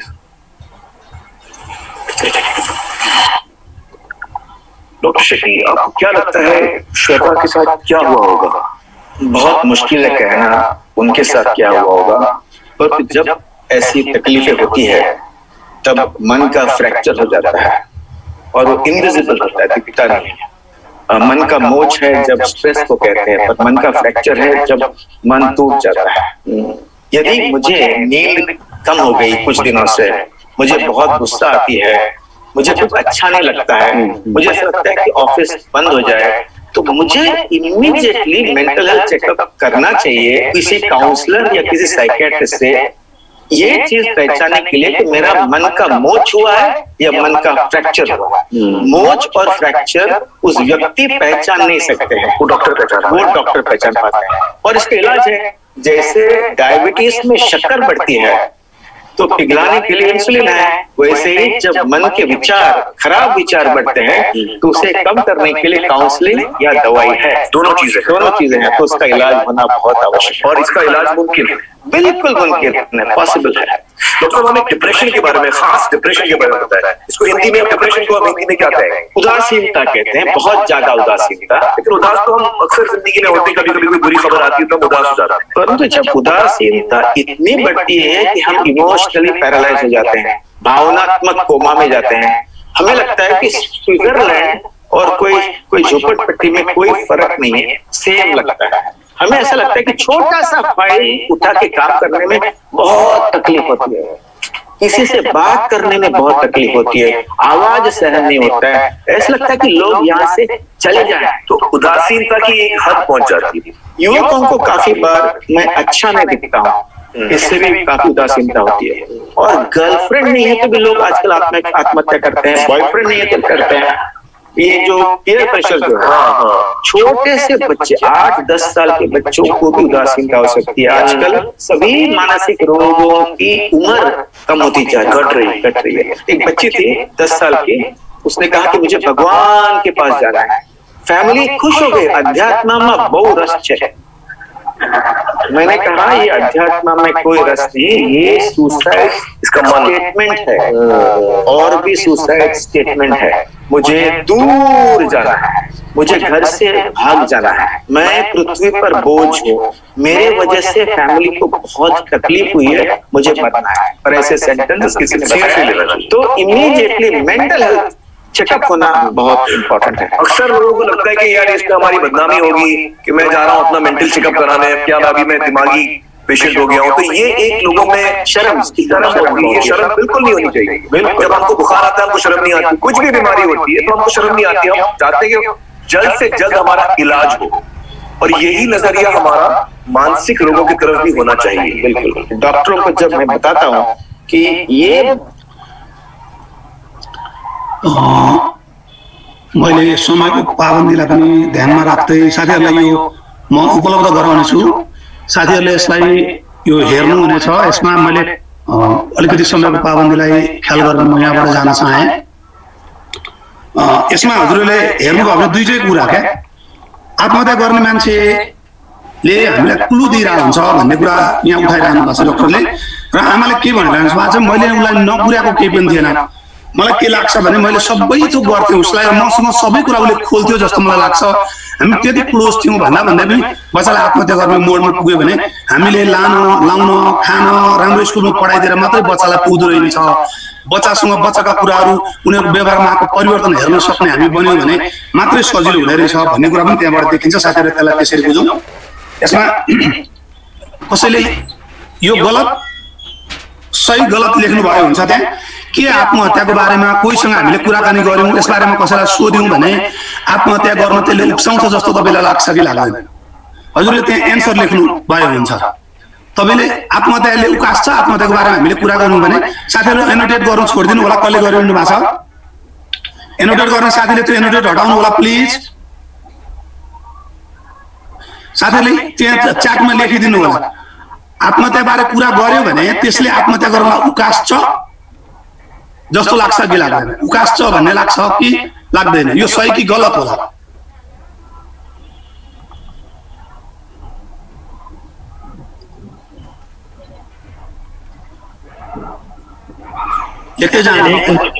लाग्दैन भन्ने आएको छ सर। हो, धन्यवाद। र वास्तवमा यो कुरा चाहिँ गलतै हो। आत्महत्याको बारेमा कुरा गर्दा कसैले आत्महत्या गर्नलाई यसले प्रोत्साहन गर्दैन भन्ने कुरा हामीले बुझ्नु पर्यो। साथीहरूले यसलाई यसरी बुझौँ। यसले बरु यसले के गर्छ भने आत्महत्याको बारेमा कुराकानी गर्दा चाहिँ यसले व्यक्तिमा भएको आत्महत्याको सोचाइसँग सम्बन्धित तनावलाई बरु उल्टै यसले रिड्युस गरिदिन्छ, घटाइदिन्छ क्या। उसले के फिल गर्छ भने मेरो कुरा बुझ्ने मान्छे पनि कोही छ भन्ने कुरा बुझ्छ। मेरो समस्याको बारेमा पनि छलफल गर्नको लागि त्यो मान्छे जागरुक हुन्छ र आफ्नो बारेमा आफ्नो समस्याको बारेमा अर्कालाई भन्न तयार हुन्छ क्या। त्यही भएर हामीले त्यो कुरा बुझिदिनु पर्यो। आत्महत्या वा आत्महानिसँग जोडिएका कलङ्कहरू छन् कतिवटा कुराहरू, त्यसलाई हामी कलङ्क नै भन्छौँ। एकपटक आत्महानिको कार्य गर्दा व्यक्तिको पारिवारिक सामाजिक र व्यावसायिक जीवनमा दीर्घकालीन रूपमा असरहरू पर्न सक्छ भन्ने कलङ्कहरू छन्। जस्तो कुनै पनि मान्छेले यहाँ दुईटा कुरा छ, हजुरले के बुझ्नु पर्यो भने एउटा आत्महानिको कुरा छ, एउटा आत्महत्याको कुरा छ। आत्महानि भनेको सेल्फ हार्म भयो, आफूलाई नोक्सान हुने व्यवहार गर्ने कुरा भयो है। अर्को कुरा व्यक्ति र उसको परिवारले दुवै कलङ्क र भेदभावको महसुस गर्न सक्छ। अर्कोमा उक्त व्यक्तिलाई साथीहरू बनाउन कामको खोजी गर्नमा समस्या पर्न सक्छ। जसले आत्महत्याको आफूलाई सेल्फ हार्म गरेको छ त्यस्तो मान्छेको कारणले भन्न खोजेको है, उसलाई कस्तो हुन्छ भन्ने कुरा। आत्महत्या वा आत्महानि गर्न खोजेको कोही व्यक्तिलाई कलङ्क र भेदभाव गरेको उदाहरण तपाईँले कतै देख्नु भएको छ कि छैन? कुनै पनि मान्छेले आत्महत्याको लागि सेल्फ हार्म गर्यो, नसा काट्यो, नाडीमा काट्यो, केही गर्यो, त्यस पछाडि उसलाई समाजमा कस्तो असर गर्छ त भन्छु? त्यो मान्छेलाई समाजमा अर्को ढङ्गले हेरिन्छ कि हेरिँदैन, भेदभाव गर्छ कि गर्दैन समाजले भन्ने कुरा हो होइन। जहाँसम्म लाग्छ होइन, हजुरले लेखिदिनु भएको हुन्छ गर्छ गर्दैन। मैले अघि प्रेजेन्ट गर्नु भएको भिडियोको युट्युब लिङ्क राखिदिएको छ च्याट बक्समा, सर सेभ गरेर राख्नु होला। धन्यवाद। साथीहरूले त्यो सेभ गर्नु होला। यो हजुरहरूले भने जस्तै गर्छ, उसलाई एकदमै असर गर्छ क्या, मान्छेको हेर्ने दृष्टिकोण फरक हुन्छ है। त्यो भएकाले यो हामीले बुझ्नु जरुरी छ। तर हामीले जसले बुझेका छौँ, बुझ्नेहरूले चाहिँ यसलाई ओहो यो त होइन रहेछ भनेर हामीले यसलाई अझ राम्ररी बुझ्नु जरुरी छ। यसमा हामी केही टिपिकल शब्दावली पनि हामीले जानकारी राख्नुपर्ने हुन्छ। आत्महत्या भन्नाले जानी जानी आफैलाई मार्न खोज्नु हो 1 नम्बर। आत्महत्याको योजना भनेको आफूले आफैलाई मार्छु भन्ने उद्देश्यले जीवन अन्त्य गर्न खोज्नु हो। आत्महत्याको विचार वा सोचाइ भनेको आफूले आफैलाई मार्छु भन्ने जस्ता विचार आउनु हो। यस्ता विचार अस्पष्ट हुन सक्छन् र 81 पनि आउन सक्छन् कहिलेकाहीँ, यो कुरा हामीले बुझ्नुपर्छ। अनि अर्को कुरा चाहिँ आत्महत्याको योजना भन्नाले कसैले आफैलाई मार्नका लागि वास्तविक रूपमा योजना बनाउनु। जस्तै त्यो एउटा एक्जाम्पल छ। यस सप्ताहको अन्त्यमा जब मेरो परिवारका सदस्यहरू सबैजना हजुरबा हजुरआमा कहाँ बस्न जानुहुन्छ, त्यही मौका छोपेर म बुबाले खाने गर्नुभएको औषधि सबै एकैपटक खानेछु। उसले यहाँ योजना बनाइरहेछ, यहाँ हामीले त्यसमा देखाइरहेछौँ। अर्को कुरा आत्महत्याको विचार नभए स्वयंलाई हानि पुर्याउनु भनेको जानी जानी आफैलाई हानि पुर्याउनु नै हो। जस्तै आफूलाई छुरी घोक्ने कुरा, त्यो पनि आफैलाई हानि पुर्याउने कुरा हो। अर्को कुरा आत्महत्या गर्ने कोसिस गर्नु भनेको मर्ने योजना बनाएर आत्महानि गर्नु हो, तर त्यसबाट मृत्यु चाहिँ नहुनु हो। कोसिस मात्रै गर्दा चाहिँ आत्महानि गरे हुन्छ तर ऊ सफल हुन्न के। यसलाई यसरी बुझौँ। यी दुवैलाई एकदमै गम्भीर रूपमा लिनुपर्छ, किनकि भविष्यमा आत्महत्या गर्नको लागि महत्त्वपूर्ण जोखिम तत्त्वहरू यी नै हुन् क्या। कसैले आत्महानि गरेको छ भने त्यो जोखिममा छ बढी, हैन? हामीले यसलाई यसरी बुझौँ। के हो त आत्महत्या भन्दा जब कुनै व्यक्तिले आफ्नो जीवन आफै समाप्त पार्ने योजना बनाउँछ वा विभिन्न माध्यमबाट आफ्नो जीवन आफै समाप्त गर्न खोज्छ भने त्यो नै आत्महत्या हो। सरल भाषामा बुझौँ। परिवार, समाज र साथीभाइले आफ्नो समस्यालाई नबुझेको महसुस गर्यो भने, समस्या समाधानका कुनै उपाय नदेखेको अवस्था भयो भने आफूलाई निरर्थक ठानेर अन्तिम उपायको रूपमा मान्छेले आत्महत्या गर्ने हो। यसलाई हामी तथ्याङ्कमा आत्महत्यालाई हेरौँ एकचोटि। Let's talk about Grammarly, the digital writing assistant more than 20 million people use to connect their ideas to the world. Anytime you type or text, Grammarly is by your side, helping to make your writing clear, engaging, and come across the way you intend. Set your goals and get tailored suggestions based on your recipients' writing style. And if you're writing outside the classroom or office, you're covered there too. Write confidently, knowing that Grammarly is there to help you share your perspective. Download today at Grammarly.com. नेपालमा प्रत्येक महिना आत्महत्या गर्ने व्यक्तिको संख्या यो विश्वमै 7औं उच्च दर, दक्षिण एसियामा सर्वाधिक दर हो। हामीले यसरी हेर्नु पर्यो यसलाई, यो डाटालाई पनि थोरै हेरौँ। एभ्री 40 सेकेन्ड्समा 40 जनाको कुरा, यो त्यही डाटा हो। यसमा कन्ट्रीजको हिसाबले दोस्तों, हिंदुस्तान का एक नागरिक होने की हैसियत से ये कार्यक्रम मेरी सामाजिक जिम्मेदारी की एक विनम्र कोशिश है। मा पर्छौँ। नेपाल, तान्जानिया 7औंमा यो पहिलेको स्टडी हो, यो त्यसमा पर्छ। हरेक कुरा दर्शकों को ये यकीन दिलाना चाहता हूँ कि किसी भी इंसान को बदनाम करना, किसी के जज्बात को ठेस पहुंचाना या किसी के ऊपर कोई फैसला सुनाना, ये मेरा इरादा नहीं है। आज हमारे समाज के सामने कई ऐसे मुद्दे खड़े हैं जिनसे लड़ने की बजाय कभी-कभी हम उन पर पर्दा डालने की कोशिश करते हैं। इससे गुनाह करने वालों को और शय मिलती है और उनके हौसले और भी बुलंद हो जाते हैं। मैं सिर्फ यही चाहता हूँ कि हम इन मुद्दों पर खुल के चर्चा करें, उनका सामना करें, ताकि हम इन समस्याओं के हल ढूंढ सकें। इस बात के मद्देनजर मैं अपने दर्शकों को ये बताना चाहता हूँ कि इस प्रोग्राम के कुछ हिस्से कभी-कभी बहुत ही संवेदनशील हो सकते हैं और इसलिए आप खुद अपने विवेक और समझ का इस्तेमाल कीजिए और सोच समझकर अपने निर्णय लीजिए। मर्नेहरूको संख्या हेर्दै जानुभयो भने 5124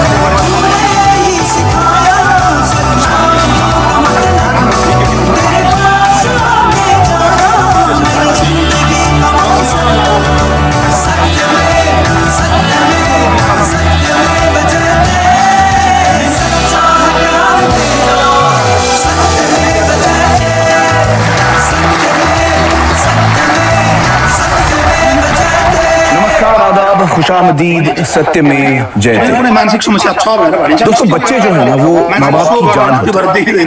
मैं भी एक पिता हूँ और मैं आपको बता सकता हूँ कि माँ बाप बच्चों के लिए कुछ भी झेल सकते हैं, बड़ी से बड़ी कुर्बानी दे सकते हैं। और अगर बच्चे को जरा भी तकलीफ होती है तो उससे 10 गुना ज्यादा तकलीफ होती है माँ बाप को। लेकिन चाहे हम जितनी कोशिश कर रहे हैं अपने बच्चे को हर तरह से खुश रखने की, उसके बावजूद कभी कभी हमें ये पता नहीं चलता कि उनके मन की गहराइयों में क्या विचार चल रहा है।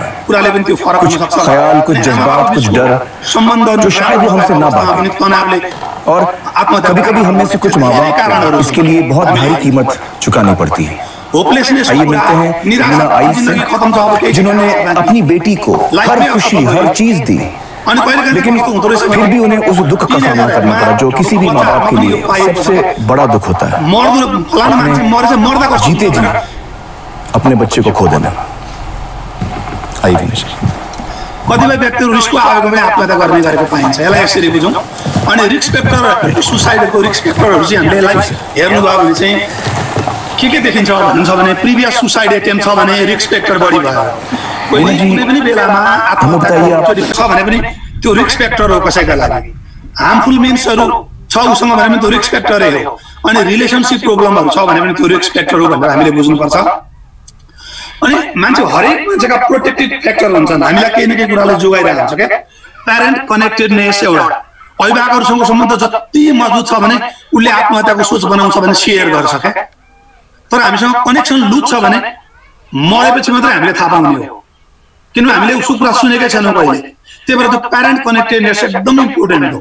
अनि connection to other non parental adults, अरू मान्छेहरू जो प्यारेन्ट भएकाहरूसँग पनि कनेक्सन राम्रो छ उनीहरूले सेयर गर्न सक्छ, आफ्ना कुराहरू क्या भन्न सक्छ।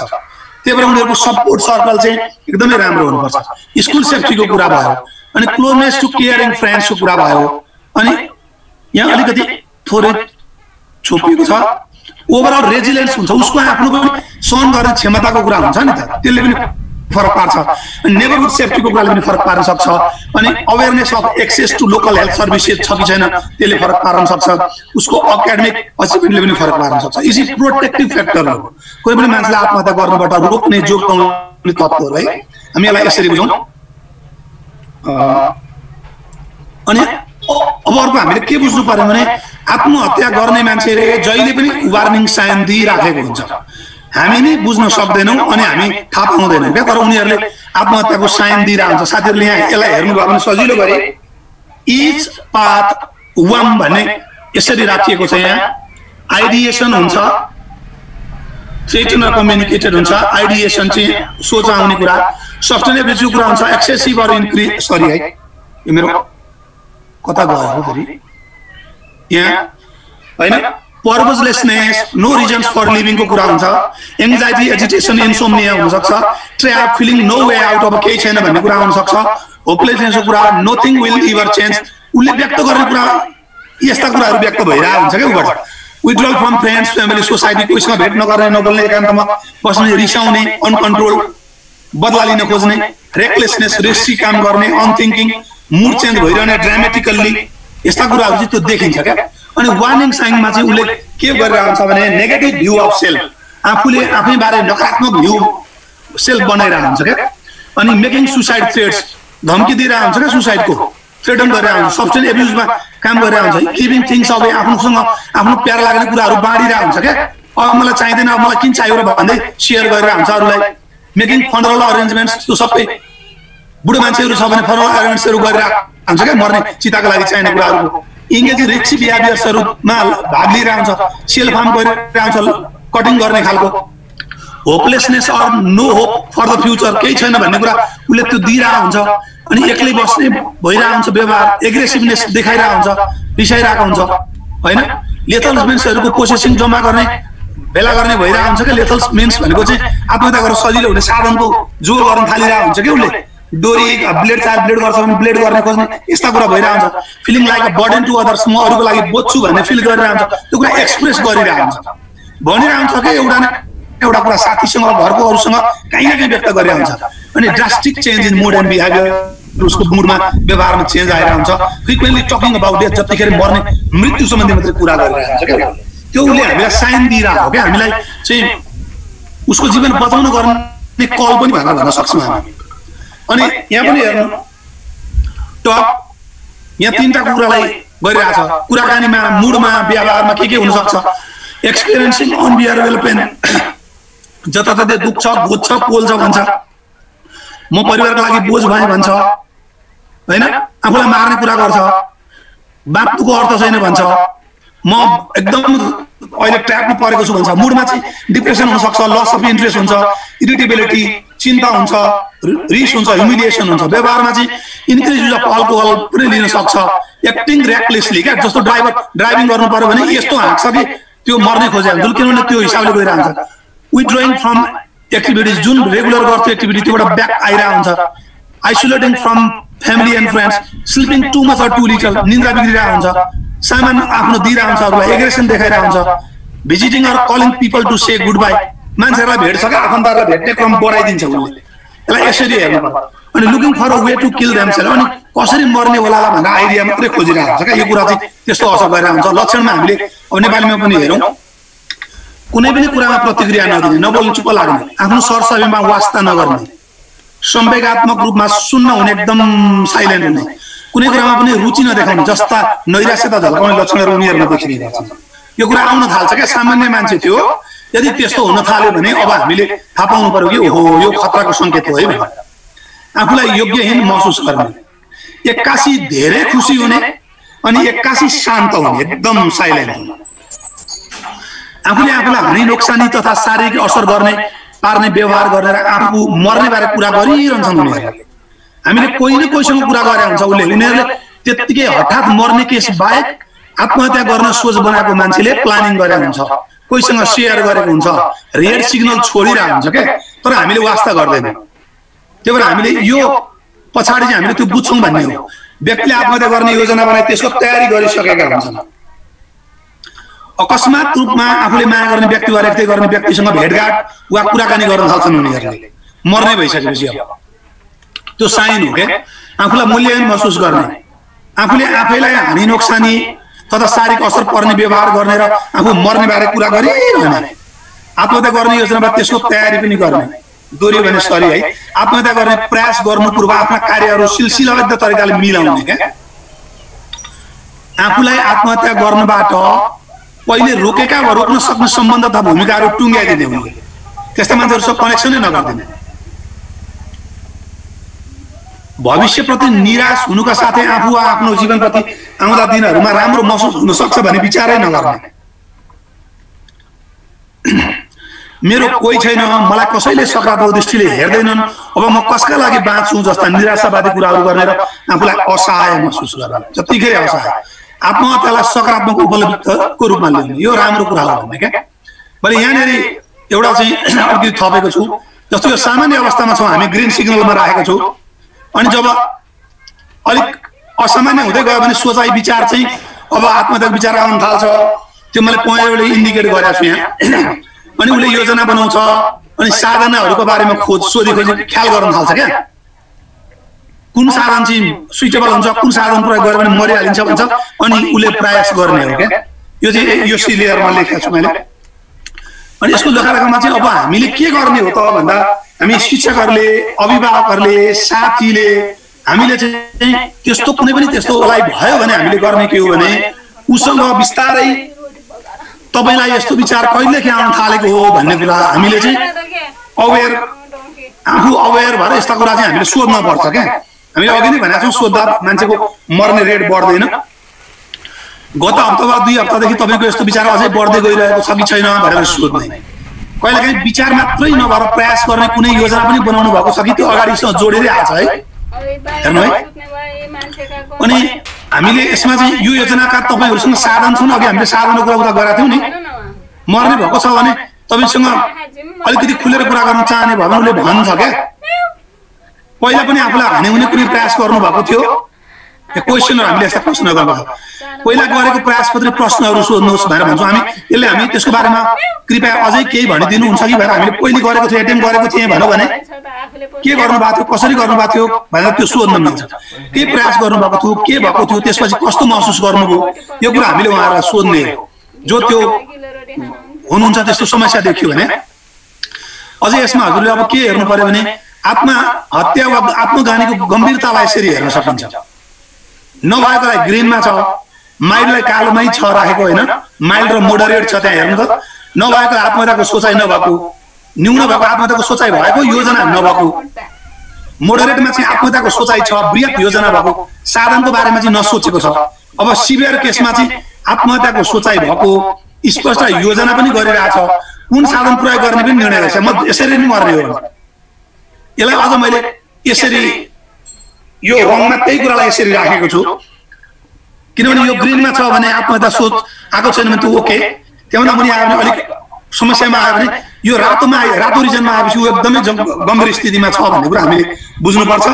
यहाँ पुगेको मान्छेहरूलाई हामीले चाह्यौँ मान्छे, हरेक मान्छेले 8 सेकेन्ड भित्रमा चाहिँ त्यो उसको डिसिजन चेन्ज गर्न सक्छ अरे क्या, रिसर्चले भनेको, मैले भनेको होइन। त्यो 8 सेकेन्डमा तपाईँ हाम्रो उपस्थिति भएर हामीले उसलाई इन्टरभेन गर्न सक्यौँ भने हामी मान्छेलाई मर्न आँटेको मान्छेलाई बचाउन सक्छौँ। हामी कसैले भन्न सक्छौँ कहाँ बचाउन सकिन्छ, तर यदि त्यो 8 सेकेन्ड भित्रमा हामीले उसलाई इन्टरभेन गर्न सक्यौँ भने त्यो मान्छेलाई बचाउन सक्छौँ भनेर रिसर्चले दाबी गरेको छ। यो मैले भन्न खोजेको होइन है। अब यसमा साथीहरूलाई अलिकति यहाँ हेर्नुभयो भने न्यूनीकरणका उपायहरू पनि त होला नि त, हामी के गर्दा कम गर्न सक्छौँ। मनोविमर्शकर्ताका सिफारिस गर्ने क्या केस एकदमै हामीले गर्न नसकिने छ भने आत्महत्याका सामग्रीहरू पहुँचभन्दा टाढा राख्ने हो। यो घरकाले, टिचरले, साथीले होइन, जसले पनि बिरामीलाई एक्लै छोड्न भएन। त्यस्तो अलिकति भइसक्यो मान्छेलाई, बिहान बेलुका बिरामीको कोठा लगातार परीक्षण गरिरहनु पर्यो। किन परीक्षण गर्नु पर्यो भने उसले साधनको तयारी पो गरिरहेछ कि, त्यो एकदमै हेर्नु पर्यो क्या। एकैपटकमा धेरै रुपियाँ हातमा नदिने तथा लामो लेस भएको जुत्ता लगाउँदा ख्याल गर्नुपर्ने, किन भन्छ त्यो लेसको पनि प्रयोग गर्न सक्छ नि त। हामीले उसलाई त्यस्तो साधनहरूबाट जोगाउने भनेका छौँ क्या।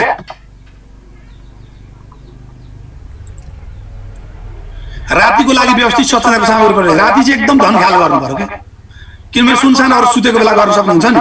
अनि त्यो सो हेरचाहको विधिहरू पनि हामीले अप्नाइदिनु पर्यो क्या, उसलाई पनि सिकाउनु पर्यो क्या। साथीले कसरी सहयोग गर्ने भन्दा साथीलाई एक्लै नछोड्नुहोस्। साथीको कुरा आइरहेछ है, यहाँ चाहिँ साथीलाई मद्दत गर्ने हिम्मत देखाउनुहोस्। मेरो साथीलाई समस्या परेको छ, एकदम एकोरो हुन थाल्यो, एकान्त प्रिय हुन थाल्यो, बोल्नै छोडो, अस्तिसम्म रमाइलो गर्थ्यो, अब गर्नै छोडो भने बुझ्नुहोस् मेरो साथीलाई समस्या छ भने तपाईँले उसलाई सहयोग गर्ने हिम्मत गर्नुहोस्। उसको जीवन तपाईँ हाम्रै हातमा छ क्या। साथीलाई यो राम्रो यो नराम्रो भनेर तपाईँ आफूले कुनै निर्णय दिनु हुने छैन भनेर पनि विश्वास दिलाउनुहोस्। हामीले डिसिजन गर्ने होइन, हामी जजमेन्टल बन्ने हो। त्यो गर्नुभयो भने तपाईँसँग पुरै सेयर गर्दा साथीले तपाईँको सहयोग लिन अस्वीकार गरेको खण्डमा कहिलेकाहीँ हुनसक्छ तपाईँ सेयर नगर्ला, उसले कुरा सुन्ने र सहयोग मिल्न सक्ने उसको नजिकको व्यक्तिलाई, जस्तै शिक्षक हुनसक्छ, शिक्षिका हुनसक्छ, अभिभावक हुनसक्छ, दाजुभाइ हुनसक्छ, दिदीबहिनी हुनसक्छ, साथी हुनसक्छ, छरछिमेक आदिलाई जानकारी दिनुपर्छ। उसले मसँग त कुरा सुन्न मानेन, उसले मसँग कुरा गर्न मानेन, हजुरले उसलाई समस्यामा छ है, हजुरले चाहिँ कुरा गर्नु पर्यो भनेर भन्नु पर्यो क्या। हामी जोगाउन सक्छौँ। अभिभावकले कसरी गर्ने? छोराछोरीमा आत्महत्याको जोखिम देखिएमा उनीहरूलाई एक्लै नछोड्नुहोस्, हर हमेसा उनीहरूको साथमा रहने कोसिस गर्नुहोस्। छोराछोरीलाई अप्ठ्यारो परेको बेला उसको दुःखको साथी बन्नुहोस्, उसलाई आफ्ना भावनाहरू व्यक्त गर्नका लागि प्रेरित गर्नुहोस्। आजसम्म हामी धेरै एडभान्स भएका अभिभावकहरू, टिचर साथीहरूले पनि बच्चाहरूको कतिवटा भावनाहरू हामीले बुझेका छैनौँ, बुझ्न सकेका छैनौँ। बच्चाहरूले हामीलाई आफ्नो सम्झेर हामीलाई सेयरै गरेको छैन क्या। मैले क्या गरिरहेको छु, मैले त सबै पुर्याएको छु, यो गरेको छु, त्यो गरेको छु भनिरहेका छौँ, तर पनि बच्चाहरूले हामीलाई त्यस्तो कुराहरू जुन कुरा उनीहरूलाई मनोसामाजिक हिसाबले उनीहरूलाई आपत पर्छ त्यो बेलामा उनीहरूले हामीसँग कुरा सेयर गरेको छैन। त्यही भएर हामी झनै सचेत हुनु जरुरी छ क्या। उनीहरूसँग बिना कुनै अवरोध कुराकानी गर्न समय छुट्याउनुहोस्। कुराकानीको लागि उपयुक्त वातावरण तयार हामीले गरिदिनुपर्छ। उनीहरूको व्यवहारमा आएको परिवर्तनका बारे तपाईँ चिन्तित हुनुहुन्छ र सहयोगका लागि तत्पर हुनुहुन्छ भन्ने कुरा उनीहरूसँग जाहेर गर्नुहोस्। नानीहरूलाई भन्नुहोस् जे समस्या परे पनि तिमी मसँग सेयर गर, हामी मिलेर समाधान खोज्छौँ भन्ने कुरा बुझाउनुपर्छ। होइन भने बच्चाले तपाईँलाई सेयर गर्दैन, एक्लै समाधान गर्न सक्दैन, उसको बाल मस्तिष्कले त्यो कुरा उसको लागि धेरै ठुलो समस्या बन्न सक्छ। हामी सहयोगी बनिदियौँ भने उसले हिम्मत जुटाउँछ। उनीहरूलाई माया गर्नुहुन्छ र उनीहरूको सबै कुरा सुन्न इच्छुक हुनुहुन्छ भन्ने कुरा पनि बताउनुहोस् बच्चालाई। उनीहरूमा उदासीनताका लक्षणहरू देख्नु भएको छ भने त्यसको बारेमा उनीहरूलाई सोध्नुहोस् र कहिलेदेखि उनीहरूलाई त्यस्तो अनुभव भएको हो सोध्नुहोस्। उनीहरूका कुराबाट उनीहरूमा उदासीनताका लक्षणहरू विगत केही दिनदेखि बढ्दै गएको छ कि छैन त्यसको निर्कुल पनि गर्नु पर्यो।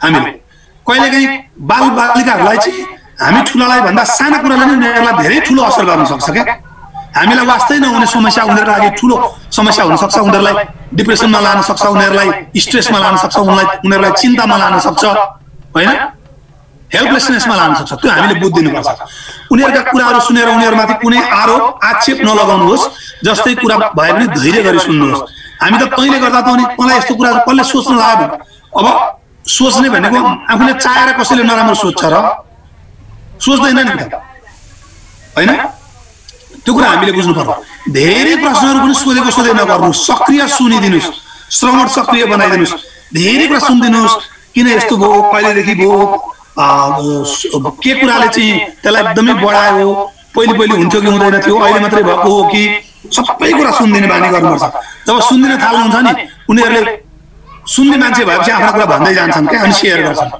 आफ्नो भन्दा पनि उनीहरूले व्यक्त गरेका भावनामाथि ध्यान दिनुहोस् एकदमै थाहा हुन्छ है मनोविमर्श र अन्य सहयोग लिनका लागि उनीहरू कतिको इच्छुक छन् सोध्नुहोस् र त्यस्ता सहयोग लिनका लागि प्रोत्साहन गर्नु पर्यो तिनीहरूलाई उनीहरूले आफ्ना भावना तपाईसँग व्यक्त गरेकोमा धन्यवाद पनि दिनुहोस् ल नानी बाबु तिमीले आफूलाई मनमा लागेका कुरा जस्तो सुकै पीर भए पनि जस्तो सुकै प्रब्लम भए पनि तिमीले मलाई सेयर गर्यौ तिमीलाई धेरै धेरै धन्यवाद अबदेखि अब आइन्दा पनि तिमीले जे सुकै समस्या भए पनि तिमीले मलाई सेयर गर्नुपर्छ है हामी छलफल गरौँ है पहिले समस्याको समाधान हामी मिलेर गर्छौँ भनेर हामीले भनिदिनुपर्छ त्यो भन्ने वातावरण गर्नुभयो भने त्यस्तो विचार आयो भने पनि सेयर गर्छ होइन भने गर्दैन उनीहरूलाई सहयोग गर्न आफू हर हमेसा तत्पर रहेको जानकारी दिनुहोस् धेरै किशोरीहरू आफ्ना निजी भावना अभिभावकसँग व्यक्त गर्न झिझो मान्न सक्छन् यदि त्यस्तो छ भने अरू कुनै आफन्त वा अन्य व्यक्ति साथी छिमेकी समुदायका अगुवा शिक्षक आदि जसको कुरा उनीहरू सुन्न तयार हुन्छन्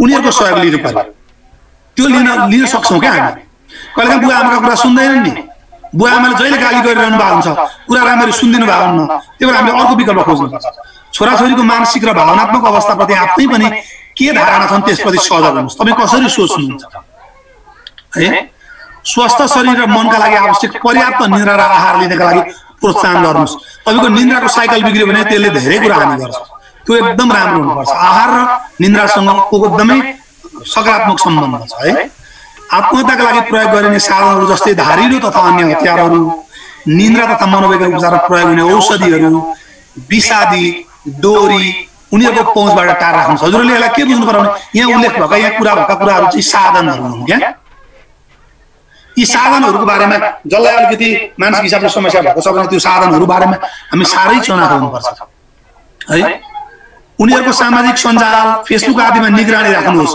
जसमा उनीहरूले आफूलाई हानि पुर्याउने बारे केही लेखेका हुन सक्छन् अथवा आत्महत्यासँग सम्बन्धित समूहहरूसँग सम्पर्कमा रहेका हुन सक्छन् वा त्यस्ता सामग्रीहरू अरू वेबसाइटमा हेरिरहेका हुन सक्छन् अहिले हजुरहरूले देखिरहनु भएको छ ट्विटमा ट्विट गरेर आत्महत्या गरिरहेको छ फेसबुकमा लाइभ आएर आत्महत्या गरिरहेको छ है यदि त्यस्तो पाइएमा कुरो गम्भीर रहेछ भनेर बुझ्नुहोस् र रोकथामका लागि पाइला चाल्नुहोस् आत्महत्याको जोखिम देखिएका विद्यार्थीलाई एक्लै नछोड्नुहोस् यहाँ शिक्षक शिक्षिकालाई कुरा आयो उनीहरूलाई एक्लै घर नपठाउनुहोस् कुनै पनि बच्चाहरू पढ्न छोडो त्यो उदासीनताको कुरा देखियो कक्षामा उदास हुन थाल्यो हेर्नु पर्यो हामीले विद्यार्थीलाई आत्महत्या ठिक वा बेठिक भन्ने जस्ता व्याख्यान नसुनाउनुहोस् सहजीकरण र सक्रिय उनका कुरा सुनिदिनुहोस् घरको समस्याले उसलाई त्यो कुरा आइरहेछ कि उसलाई आर्थिक समस्या भइरहेछ कि बुझ्नमा समस्या भइरहेछ कि स्कुलमा उसको साथीहरूको सम्बन्ध बिग्रिरहेको छ कि स्कुलमा उसको शिक्षकहरूसँग सम्बन्ध बिग्रिरहेछ कि शिक्षकहरूले नै उसलाई डोमिनेट गरिरहनु भएको छ कि घरमा बुवा आमाको सधैँ तनाव भइरहेको छ कि धेरै कुरा हुन्छन् यो कुरा हामीले बुझिदिनुपर्छ त्यो बुझ्ने हामी शिक्षक नै हो विद्यार्थीले व्यक्त गरेको कुरालाई यो केही पनि भएको होइन भने किसिमले व्यवस्था नगर्नुहोस् विद्यार्थीको नाम ठेगाना अभिभावकलाई सम्पर्क गर्न सक्ने नम्बर थाहा पाइराख्नुहोस् उसलाई तुरुन्त सहयोग कोबाट मिल्न सक्छ त्यो थाहा पाउनुहोस् सकिन्छ भने विद्यार्थीलाई म जे जस्तो परिआए पनि आफैलाई हानि गर्ने छैन वा केही गरिहाल्नु भन्दा अगाडि मलाई एकचोटि फोन गर भन्ने मलाई खालका बाचा गर्न भन्नुहोस् यदि बच्चालाई त्यस्तो समस्या पर्यो भने पनि कुनै दिन बच्चालाई मर्नै मन लागेछ भने तपाईलाई फोन गरेर लास्टमा सरले यसो भनेको थियो भनेर तपाईलाई फोन गर्छ तपाईले त्यसको त्यो 8 सेकेन्डमा उसको आत्महत्या गर्ने विचारलाई डाइभर्ट गर्न सक्नुहुन्छ तपाईले उसलाई जीवन दिन सक्नुहुन्छ यो कुरा गर्नुभयो भने त्यही भएर यो कुरा एकदमै जरुरी छ उनीहरूका कुराहरू सुनेर उनीहरूमाथि कुनै आरोप आक्षेप नलगाउनु जस्तै कुरा भए पनि धैर्य सुन्नुस् यहाँ टिचरको लागि भएको अघि अभिभावकमा आएको थियो होला, आफूले पनि धैर्य राख्नुहोस्। यस्तो बेला विद्यार्थी चिन्तित र उद्वेलित हुन्छन् भन्ने बुझिदिनुहोस्। ऊ नर्मल छैन नि त। धेरै प्रश्न पनि सोधासोधी नगर्नुहोस् विद्यार्थीलाई। शिक्षकको कुरा भएर चाहिँ राम्रोसँग सुनिदिनुहोस्। आफ्नो भन्दा पनि उनीहरू व्यक्त गरेका भावनामाथि ध्यान दिनुहोस्। यहाँ विद्यार्थी कसरी योजना र कहिले के आत्महत्याको सोचाइ बनाइराखेका छन् त्यसको जानकारी दिनुहोस्। विद्यार्थीलाई कुन घटना वा सन्दर्भले त्यस्तो सोचाइ आएको बुझ्नुहोस्। कहिलेकाहीँ कुनै न कुनै कुराले पनि ट्रिगर गरिरहेको हुन्छ क्या, त्यस्तो कुरालाई उचालिरहेको हुन्छ क्या। उसँग सम्बन्धित निर्णय प्रक्रियाहरूमा अभिभावकलाई पनि सामेल गर्नुहोस् है। यस्तो बेला आश्वासनले मात्र पुग्दैन, सहयोगको लागि मनोविज्ञानमा तालिम प्राप्त शिक्षक शिक्षिका वा मनोविमर्शकर्तासँग पनि सम्पर्क गर्नुपर्छ। त्यही भएर हामीले साइकोलोजिस्टहरूको नम्बर राख्नुपर्छ, काउन्सिलरको नम्बर राख्नुपर्छ। अहिले बच्चाहरू झनै एकदमै इमोसनल छन्। उनीहरूले सानो सानो कुरा आइरहेको भने पनि उनीहरूले समाधान जीवनदाहा सम्झिन्छन् है। अभिभावकलाई जिम्मा लगाउनु अघि उहाँहरूलाई यस्तो बेला के गर्नुपर्छ भन्ने जानकारी पनि दिनुहोस्। त्यही भएर चाइल्ड मेन्टल हेल्थको काउन्सिलिङ हामी सबै शिक्षकहरूले त्यसको बेसिक सिक्नु जरुरी छ क्या है, किन हामी पनि काउन्सिलरै हो। परिवारप्रति आइलाग्ने लान्छना, लो क्लास, अब आत्महत्या भइसक्यो भने परिवारले कस्तो खालको प्रतिक्रिया हुन्छ त परिवारको भन्दा परिवारमा लान्छना लाग्छ नि। त्यो फलाना मरेको घरको त्यो फलानाको घरको मान्छेले झुन्डिएर मरो अथवा हाम फालेर मरो भन्छ।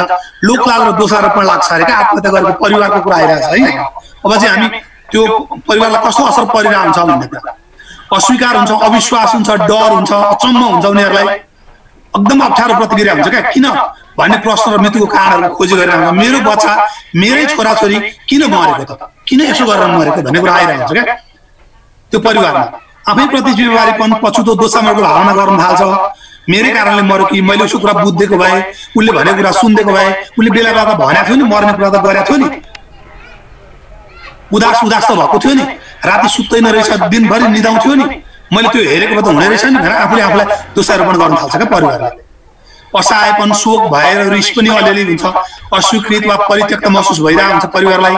दुःख पीडाको अन्त्य भएको राहतको अनुभव अलिअलि हुनसक्छ, एक्लोपन हुनसक्छ, समन्वय, सहकार्य। यस्तो परिवारलाई हामीले के गर्न सक्छौँ त? हाम्रो विद्यार्थीले आत्महत्या गर्यो भने अथवा उहाँ बित्नु भयो, हाम्रो आत्महत्या गर्यो भने नभन्नु भन्छ अचेल, बित्नु भयो त्यस्तो होइन भने हामीले के गर्न सक्छौँ भने समन्वय गरिदिने, सहकार्य गर्ने, संवाद र हेरचाह गर्न सक्छौँ परिवारलाई। सबैभन्दा पहिले सो हेरचाहलाई प्रोत्साहन गरिदिने, तपाईँ आफ्नो ख्याल गर्नुहोस् है, तपाईँले आफूलाई पनि जोगाउनुपर्छ, यो बेला तपाईँ कमजोर हुनुहुन्छ, तपाईँ एकदम आफूलाई जोगाउनुपर्छ भन्ने कुरा सिकाउने। कानुनी प्रक्रिया त्यस्तो पर्यो भने कानुनी प्रक्रियामा सहयोग गरिदिने, पारिवारिक र सामाजिक सहयोग प्रणालीको खोजी र समन्वय गरिदिने हामीले सक्छौँ। समान किसिमको समस्याबाट गुज्रेकाहरूको आपसी सहायता समूह गरिदिने। उहाँ मात्रै हुनुहुन्न, त्यस्ता अरू त्यस्तो समस्याबाट गुज्रेकाहरूलाई भेला गरेर समस्या उहाँहरूलाई पनि त्यहाँ राखिदिने। धार्मिक र पारिवारिक चालचलनको अनुसरणको कुरामा आयो, मृत्युपछिको संस्कार आदिको पालनाको कुरामा हामीले उहाँहरूलाई सहयोग गर्न, दैनिक जीवनयापनको पुनर्स्थापना उहाँहरूलाई सहयोग गरिदिनुपर्छ। हामीले मनोस्वच्छता दिने, आत्महत्या प्रतिक्रिया सामनाको उपायहरूको बारेमा हामीले उहाँहरूलाई बताइदिने, आत्मआलोचना दोषबाट पछुतपनका भावना घटाउन मद्दत गरे। किन उनीहरूलाई चाहिँ सेल्फ ह्युमिलिएसन भइरहेको हुन्छ, आफूले आफूलाई दोष लगाइरहेको हुन्छ। मैले गर्दा मरु, मैले यो कुरा भनेको मानिदिएको भए, उसको कुरा सुनिदिएको भए, बेलैमा बुद्धि पुऱ्याएको भए आज ऊ मर्ने थिएन भने ती पछुतहरू आइरहेको हुन्छन्। हामीले त्यो कुराहरूलाई घटाउन अब यस्तै हो, जे हुनु भइहाल्यो, तर अरूको लागि अब काम गर्नु उनीहरूलाई हामीले सहयोग गर्न सक्छौँ। मृतकलाई गोप्य चिठी भन्ने एउटा यो पनि धारणा छ, त्यसले चाहिँ के गर्न सक्छ भने त्यो मृतकलाई एउटा गोप्य चिठी पठाएर चाहिँ त्यसले उहाँहरूलाई त्यो भावना कम गर्न मद्दत गर्छ सायद होइन। सम्झनाका सामग्रीहरूको सङ्कलन गरिदिने, यसरी चाहिँ आत्महत्यालाई हामी रोक्न सक्छौँ भन्ने कुरा आयो। र यसमा चाहिँ डाक्टर नरेन्द्र ठगुना सरले चाहिँ हरेक वर्ष चाहिँ आत्महत्या रोकथामको लागि चाहिँ एउटा लेख लेखिरहनु भएको छ। यो 2वटा लेखहरूको यहाँ सरले राख्नु पनि भएको छ। यो चाहिँ समग्रमा त्यही संस्थाको तर्फबाट मैले प्रेजेन्ट गरिरहेको छु, किनभने म पनि भोलिन्टियर भएर काम गरिरहेको छु आत्महत्या रोकथामको अभियानमा होइन। मैले अझै अरू 2-3वटा पनि फेरि यो चाहिँ यसरी प्रेजेन्टेसन गर्नु पनि छ। यसमा हामीले साथीहरूलाई चाहिँ हामी यसको ह्यान्ड्स आउट सबै जति पनि कुरा प्रेजेन्टेसनमा भयो यसको पिडिएफमा ह्यान्ड्स आउट छ, सबै साथीहरूले ह्यान्ड्स आउट पाउनुहुन्छ। हजुरहरू त्यसलाई आत्महत्या रोकथामका लागि मूल मन्त्र बनाएर काम गर्नुहुन्छ। आज आइन्दा चाहिँ हामीले देखेको हाम्रो समाजमा, स्कुलमा, वरिपरि परिवारमा चाहिँ त्यस्तो स्थिति आयो भने कसरी सामना गर्ने भन्ने कुरा त्यसले हामीलाई त्यो स्किल सिकाउँछ र साथीहरूले त्यो प्रयोग गर्नुहुन्छ भन्ने चाहिँ आशा गर्दै आजको यो प्रेजेन्टेसन यही सकिएको जानकारी गर्दै मैले जहाँसम्म टाइममै सक्ने प्रयत्न गरेको छु जानकारी गर्दै यो प्रेजेन्टेसन यही टुङ्गिएको जानकारी गराउँछु। म साथीहरूलाई लिङ्क राखिदिन्छु, हजुरहरूले त्यहाँबाट यसको चाहिँ डाउनलोड गर्नु होला। Thank you very much. Ghanshyam sir ठिक छ सर, एकदम राम्रो छ सर, एकदम राम्रो छ। ल सक्यो सर, अब सक्यो सर। कुमार साहब कोटा सर, कुमार साहब कोटा सर, कुमार सरको पनि लाइन गयो कि क्या सर? होइन हुनुहुन्छ बोल्नु भएन के भयो होला कुमार साहब? हुनुहुन्छ